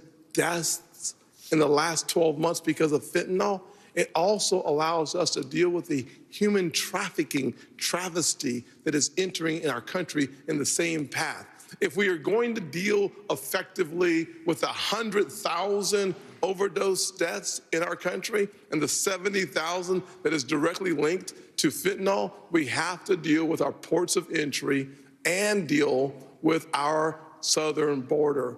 If we do that effectively, we have started reducing the challenge from the outside, and then we have to deal with the challenge on the inside, which seems to be connected to a mental health crisis that is spreading throughout our nation. Governor Christie, Senator Scott just mentioned ports of entry. 90% of the fentanyl that is seized in the United States is seized at ports of entry. We don't know what's coming in across the open southern border. You've been a United States attorney. You've taken on cartels. Can it really be done quickly? What would you do as president? It can be done quickly in two ways, Hugh, on fentanyl. The first way is exactly as you suggest, at ports of entry. We have to beef up what our law enforcement has in terms of technology. I would invest in that as president.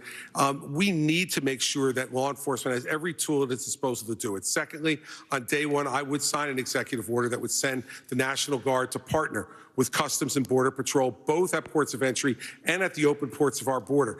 Customs and Border Patrol agents are overwhelmed. There's 200,000 encounters a month over the last 11 months. We simply do not have the man and woman power at the border to be able to deal with it.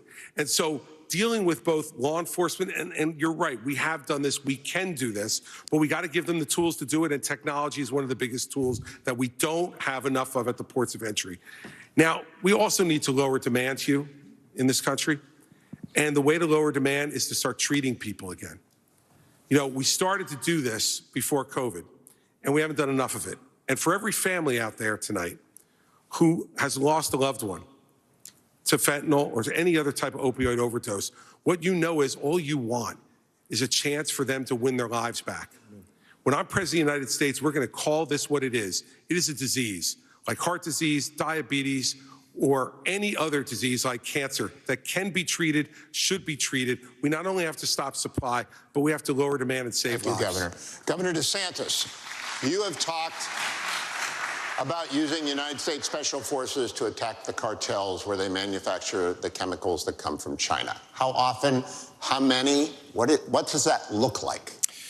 Well, first, I was speaking to a dad who lost a son to fentanyl overdose. Son wasn't a drug addict. He had taken some pill that happened to be laced with fentanyl, and it was a fatal overdose. And when he told me, obviously the pain of losing a child is as bad as it gets, but he said what was salt in the wounds is that these elites in D.C. don't give a damn about what's going on in this country. They don't care that we have tens of thousands of opioid deaths, that the fentanyl's pouring in. They are not taking the type of action we need to. We're declaring it a national emergency on day one. I'm sending U.S. military to the border. I'm gonna stop the invasion cold. I am gonna deport people who came illegally. And I'm even gonna build the border wall and have Mexico pay for it like Donald Trump promised. How are you gonna do it? Yeah, Mexico's not gonna fork over money. We're going to impose fees on the remittances that foreign workers send to foreign countries. We'll raise billions of dollars. I'll build a wall. But we are going to designate the cartels to be foreign terrorist organizations or something similar to that. And we're going to authorize the use of deadly force. We're going to have maritime operations to interdict precursor chemicals going into Mexico. But I'll tell you this, if someone in the drug cartels is sneaking fentanyl across the border when I'm president, that's going to be the last thing they do. We're going to shoot them stone cold dead. Ambassador. Why? That's nuts. Why is Chris Christie the only guy who can pronounce fentanyl? If the United States uses special forces in Mexico without prior notice to the Mexican allies to our south, what would your colleagues at the United Nations think about that? I don't care what my colleagues at the United Nations think. What I'll tell you is, first of all, you have to go to the source. We have lost more Americans than the Vietnam, Afghanistan, and Iraq wars combined. We lost 75,000 Americans last year. Go to the source. It is the reason why we'll continue to say we will end all normal trade relations with China until they stop murdering Americans. You watch how quick that flow stops. The second thing is we'll send special operations in to take out the cartels. We need to go to where they're distributing it, where the supply centers are, and take them out. We'll put 25 25,000 more Border Patrol and ICE agents on the ground and let them do their job. We will defund sanctuary cities. We will go back to the Remain in Mexico policy so that everybody stays in Mexico and they never get here in the first place. And instead of catch and deport, we'll go to catch and release. I'm sorry, instead of catch and release, we'll go to catch and deport. That is the way we'll deal with the border. Those are the things that we have to do going forward. But I do agree with Chris. One of the first things that we have to do is really focus on mental health and addiction centers. It is something that is needed in our country terribly because we don't deal with mental health, and someone who doesn't get care for mental health falls into addiction, and we owe it to them to treat it like the cancer that it is. Mr. Ramaswamy, special forces in Mexico shoot them stone cold dead at the border? One thing I just want to say and how we're talking about this issue is, like Ron, I've actually met many parents across this country who have lost their kids to laced pharmaceuticals that have fentanyl in them. The only thing I would ask, Ron, I think you'd be on the same page with me on this. Let's not even call that an overdose. Right. That is not an overdose. That is poisoning. If you put that fentanyl in a Big Mac, we would not call that an overdose. You'd call it what it is. It's closer to bioterrorism. And I say that because as it uniquely relates to this crisis, that does warrant more aggressive means to deal with it. So there's a new presidential election in Mexico in 2024. People may not be aware of that. It's going to be someone other than Obrador, who has been a disaster in Mexico. I think he's even mentioned me obliquely in speeches to say that somebody who would do this shouldn't get anywhere near the White House. Well, AMLO, get out of the way. There's going to be someone else in charge. I hope to build a good relationship with that next president of Mexico. We'll use our own military to seal our own southern border. What we need to do is stop using our military to protect somebody else's border halfway around the world when we're short right here at home. Get serious about protecting this border. And then the other thing that hasn't been discussed is the northern border. I'm the only candidate on the stage, as far as I'm aware, who has actually visited the northern border. There was enough fentanyl that was captured just on the northern border last year to kill 3 million Americans. So we got to just skate to where the puck is going, not just where the puck is. Don't just build the wall, build both walls. Can't just complete the wall, use the military to seal the Swiss cheese for the tunnels that they're actually building underneath that wall. Thank you, Mr. Ramaswamy. Be practical and actually get this job done. Thank you. Kristen. Thank you, Hugh. Let's talk now about last night's election results. Abortion rights supporters saw victories in Ohio and Virginia following earlier wins in states like Kansas and Kentucky. Governor DeSantis, first to you, how do you see the path forward for Republicans on this issue?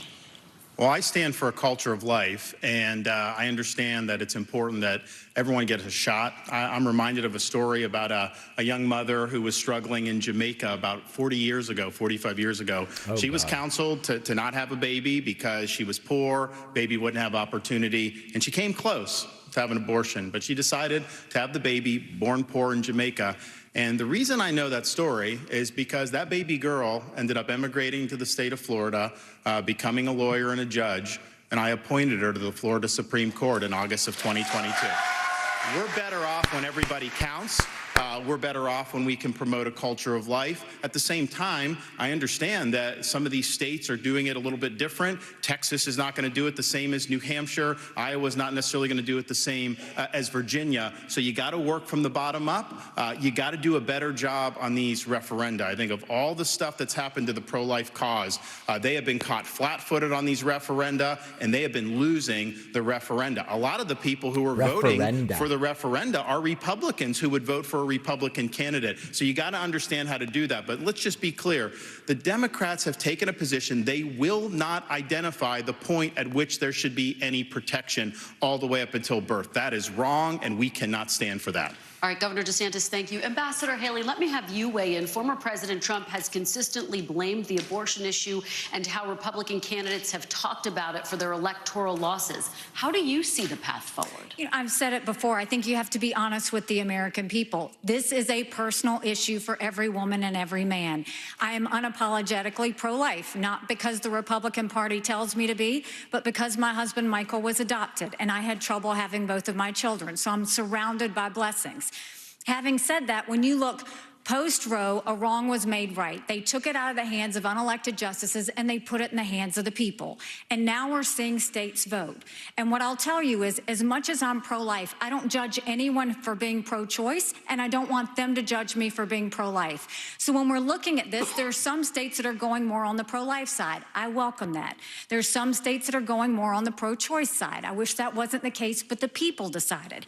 But when it comes to the federal law, which is what's being debated here, be honest, it's going to take 60 Senate votes, a majority of the House, and a president to sign it. So no, we haven't had 60 Senate votes in over 100 years. We might have 45 pro-life senators. So no Republican president can ban abortions any more than a Democrat president can ban these state laws. So let's find consensus. Let's agree on how we can ban late-term abortions. Let's make sure we encourage adoptions and good quality adoptions. Let's make sure we make contraception accessible. Let's make sure that none of these state laws put a woman in jail or give her the death penalty for getting an abortion. Let's focus on how to save as many babies as we can and support as many moms as we can, and stop the judgment. We don't need to divide America over this issue anymore. Thank you, Ambassador. Senator Scott. Senator Scott, I'd like you to weigh in. How do you see the path forward, and what do you make of what Ambassador Haley just said? Do you see this as a consensus issue? Well, I'm 100% pro-life. I have had 100% pro-life voting record. I would certainly, as President of the United States, have a 15-week national limit. I would not allow states like California, Illinois, or New York to have abortion up until the day of birth. I certainly wouldn't not allow for governors, former governor, Democratic governor of Virginia, who talked about infanticide. We need a 15. Those talking points have been widely debunked. This guy's nuts. 3 out of 4 Americans agree with a 15-week limit. 47 out of 50 countries in Europe agree with a 15-week limit. I would challenge both Nikki and Ron to join me at a 15-week limit. It is in our nation's best interest, and frankly, I think it's unethical and immoral to allow for abortions up until the day of birth. We have an opportunity in this nation. They should ask what percentage of abortions happen in the 9th month. That would be a great question. New York and Illinois. I'd go a step further. In my parents' plan, we start by talking about funding, block granting resources to crisis pregnancy centers. We should support adoption. There are a number of ways that we can say to the expectant mother that we stand with you. We should not only be pro-life before the child is born, we should be pro-life after the child is born just as much. Senator Scott, thank you. Ambassador Haley, your name was invoked. Would you support a 15-week federal limit? I would support anything that would pass, because that's what would save more babies and support more moms. But you have to be honest with the American people, and I appreciate that Tim keeps calling me out for this.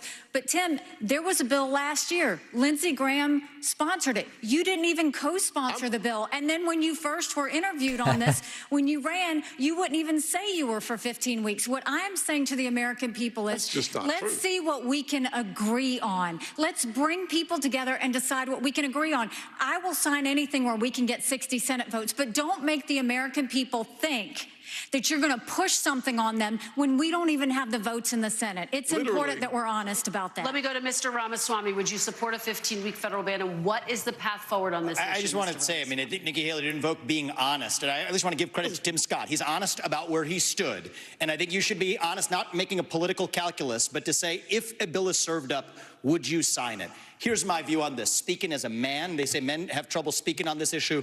I don't think we need to be that way. It was my home state of Ohio, I'm upset about this, yesterday, that passed a constitutional amendment that now effectively codifies a right to abortion all the way up to the time of birth without parental consent. Why? It's back to that Republican culture of losing. The Republicans did not have an alternative amendment or vision on the table. I know Ohio. I was born, raised, and I lived there. It's representative of the country. If in the state of Ohio we talked about access to contraception, adoption, and also here's the missing ingredient in this movement, sexual responsibility for men. Oh, boy. We live in an era of reliable genetic paternity tests that are 100% reliable. So we can say men deserve more responsibility. So we can tell women we're all in this together. What? It's not men's rights versus women's rights. It's about human rights. And I come back to that case that Clarence Thomas spoke of. A pregnant woman walking down the street. She's assaulted. The unborn child dies in that assault. You find me one person in this country who says that that criminal does not deserve liability for that death. You won't find one. That says we share the same. Obviously, the two situations are not analogous, but they love that scenario. To actually lead us forward and unite the country on this Thank you. Honesty. Thank you, Mr. Ramaswamy. Governor Christie, as you know, federal limits are important to a lot of Republicans. Where do you stand on this issue, and what is the path forward for Republicans? For 50 years, conservative lawyers have been arguing that the federal government should have absolutely nothing to do with this issue constitutionally because it's nowhere in the Constitution. And then Dobbs comes and we finally gain that victory, which was the creation of a constitutional right out of thin air that didn't exist.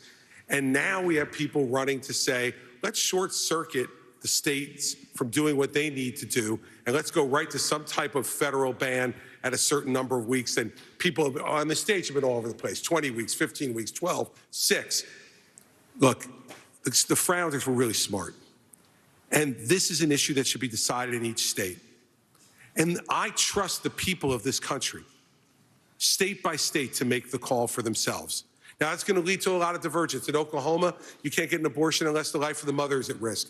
In my home state of New Jersey, it goes up to 9 months that you get an abortion. I find that morally reprehensible. But that is what the people of our state have voted for.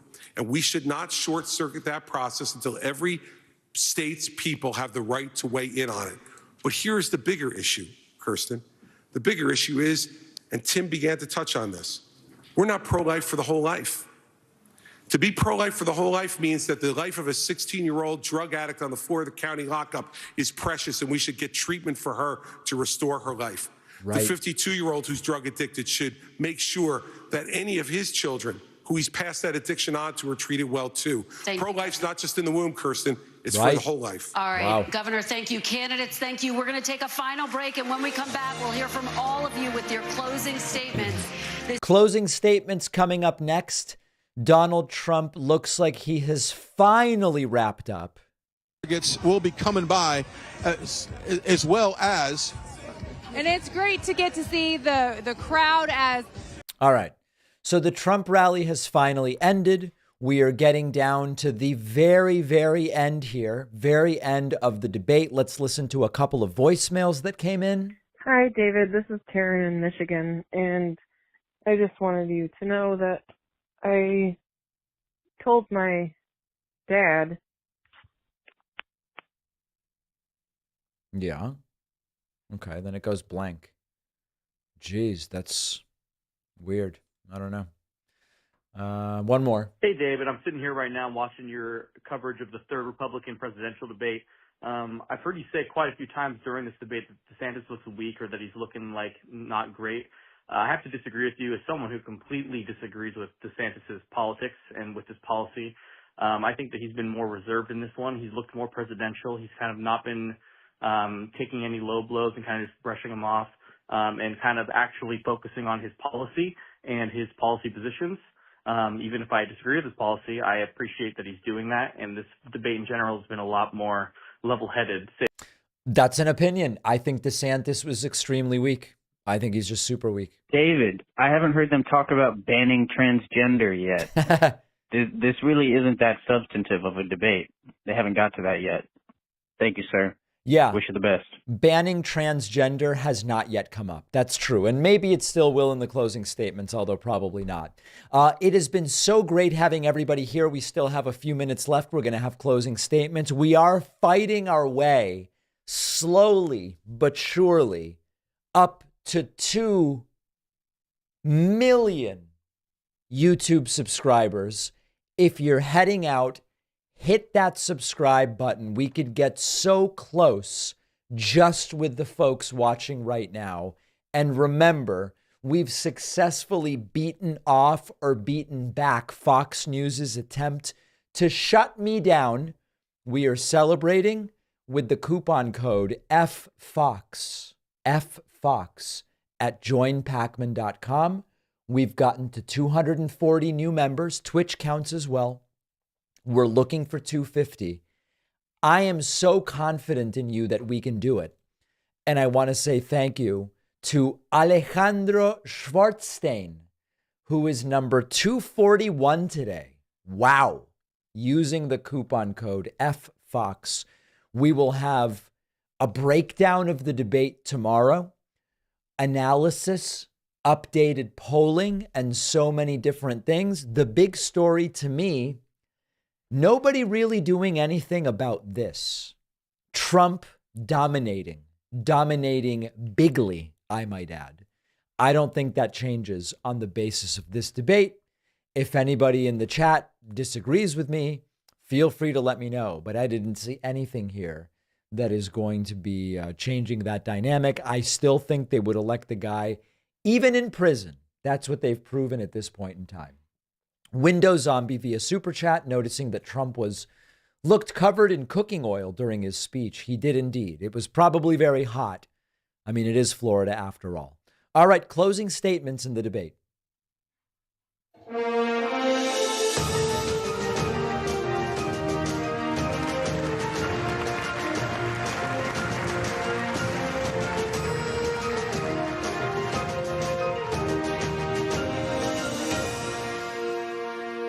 Well, welcome back, everyone. With only 2 hours for a debate, we know there are other major issues that are important to Republican primary voters. I'll ask you each to please use your closing statement to focus on any topic you didn't have time to address and why you and not former President Trump would be the party's best choice to tackle these important issues. You each have a minute. Senator Scott, we'll start with you. 1 minute. There's a crisis that is growing in our nation, and that crisis is cultural and spiritual. We need a renewal, a great awakening. We should reject the left's valueless, faithless, fatherless society. We should turn back to faith, patriotism, and individual responsibility. We should stop choosing victimhood and start choosing victory. We should stop kneeling in protest and start kneeling in prayer. There are basic truths that built this country. If you're able-bodied in America, you work. If you take out a loan, you pay it back. If you commit a violent crime, you go to jail. And if God made you a man, you play sports against men. I do not just want to... Audience, please. I do not just want to win the battle against Joe Biden. I want us together to win the war for our Christian conservative values that changed my life. Senator Scott, thank you. Governor Christie, you have 1 minute. That's why I'm asking you for your vote.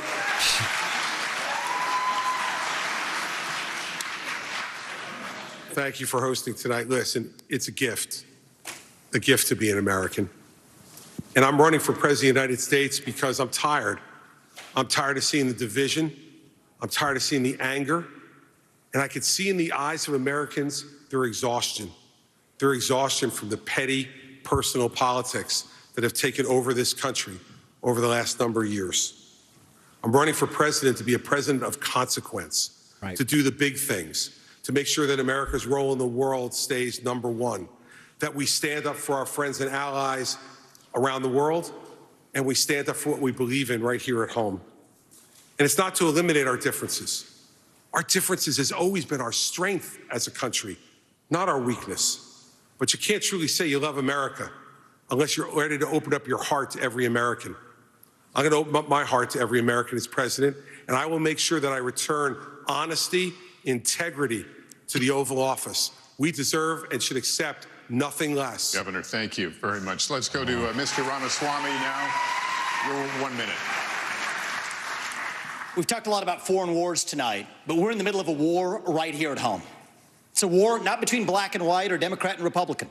It's between those of us who believe in our founding ideals and love this country and a fringe minority who hates the United States of America. And I think it's going to take a commander-in-chief to lead us to victory in that war who, first of all, knows that we're in a war. Second of all, can't be captured by the special interests along the way. But third is from the next generation, somebody with fresh legs to lead us to victory. I'll shut down the deep state. I'll declare economic independence from China. I'll keep us out of World War III, and then revive national pride in this country. I also want to close with one message to the Democrat Party. End this farce that Joe Biden is going to be your nominee. We know he's not even the president of the United States. He's a puppet for the managerial class. So have the guts to step up and be honest about who you're actually going to put up so we can have an honest debate. Biden should step aside, end his candidacy now, so we can see whether it's Newsom or Michelle Obama or whoever else. All right, just tell us the truth so we can have an honest debate. Losing his mind. Freakish.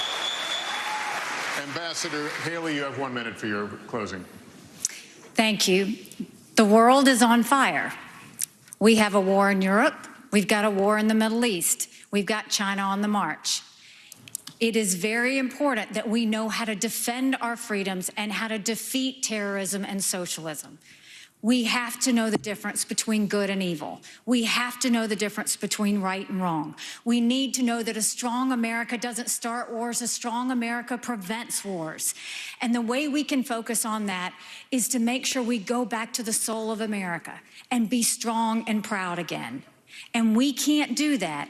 We can't win the fights of the 21st century with politicians from the 20th century. We have to move forward, and we can do this. I know we can do this. So join our movement. Go to NikkiHaley.com, and we will once again show what America that's strong and proud looks like. God bless. Ambassador, thank you.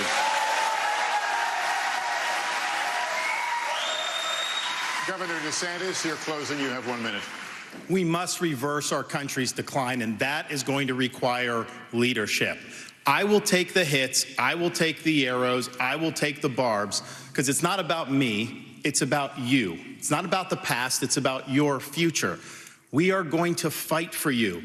I am going to win for you and your family, and I'm going to lead this country's revival. As a veteran of the Iraq War and in the Navy, I will always put service above self as president.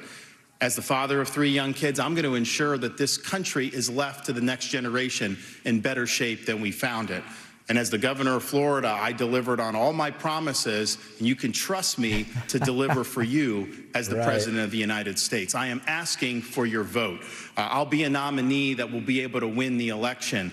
I will be a leader you can be proud of, and as your president, I will not let you down. God bless you. Governor DeSantis, thank you.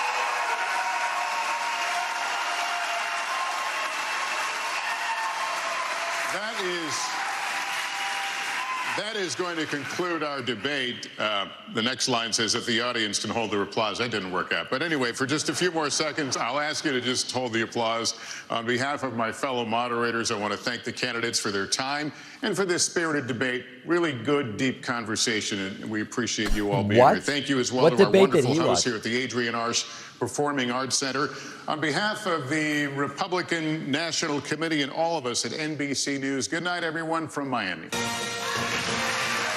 All right, it is over. The final Republican debate. There is Vivek shaking hands with Ron after talking about his 3-inch high heels. Vivek not even saying anything to Nikki Haley after she referred to him as scum and walking off the stage without even saying a word to her, nor she saying a word to him. Trump's got 60% of the vote, and unless something changes dramatically, Trump will be the nominee. I appreciate you joining me today. If you are heading out, do me a solid. Hit that subscribe button on YouTube. We are so dangerously close to this 2 million number. I would love it if you just, on a drive-by, subscribe as you head out. Hit that button. Analysis tomorrow. We will break it all down. The most absurd moments. We'll look at the Trump rally. We'll look at the Ivanka testimony. We'll look at the entire thing. Thanks for joining me. See you so very soon.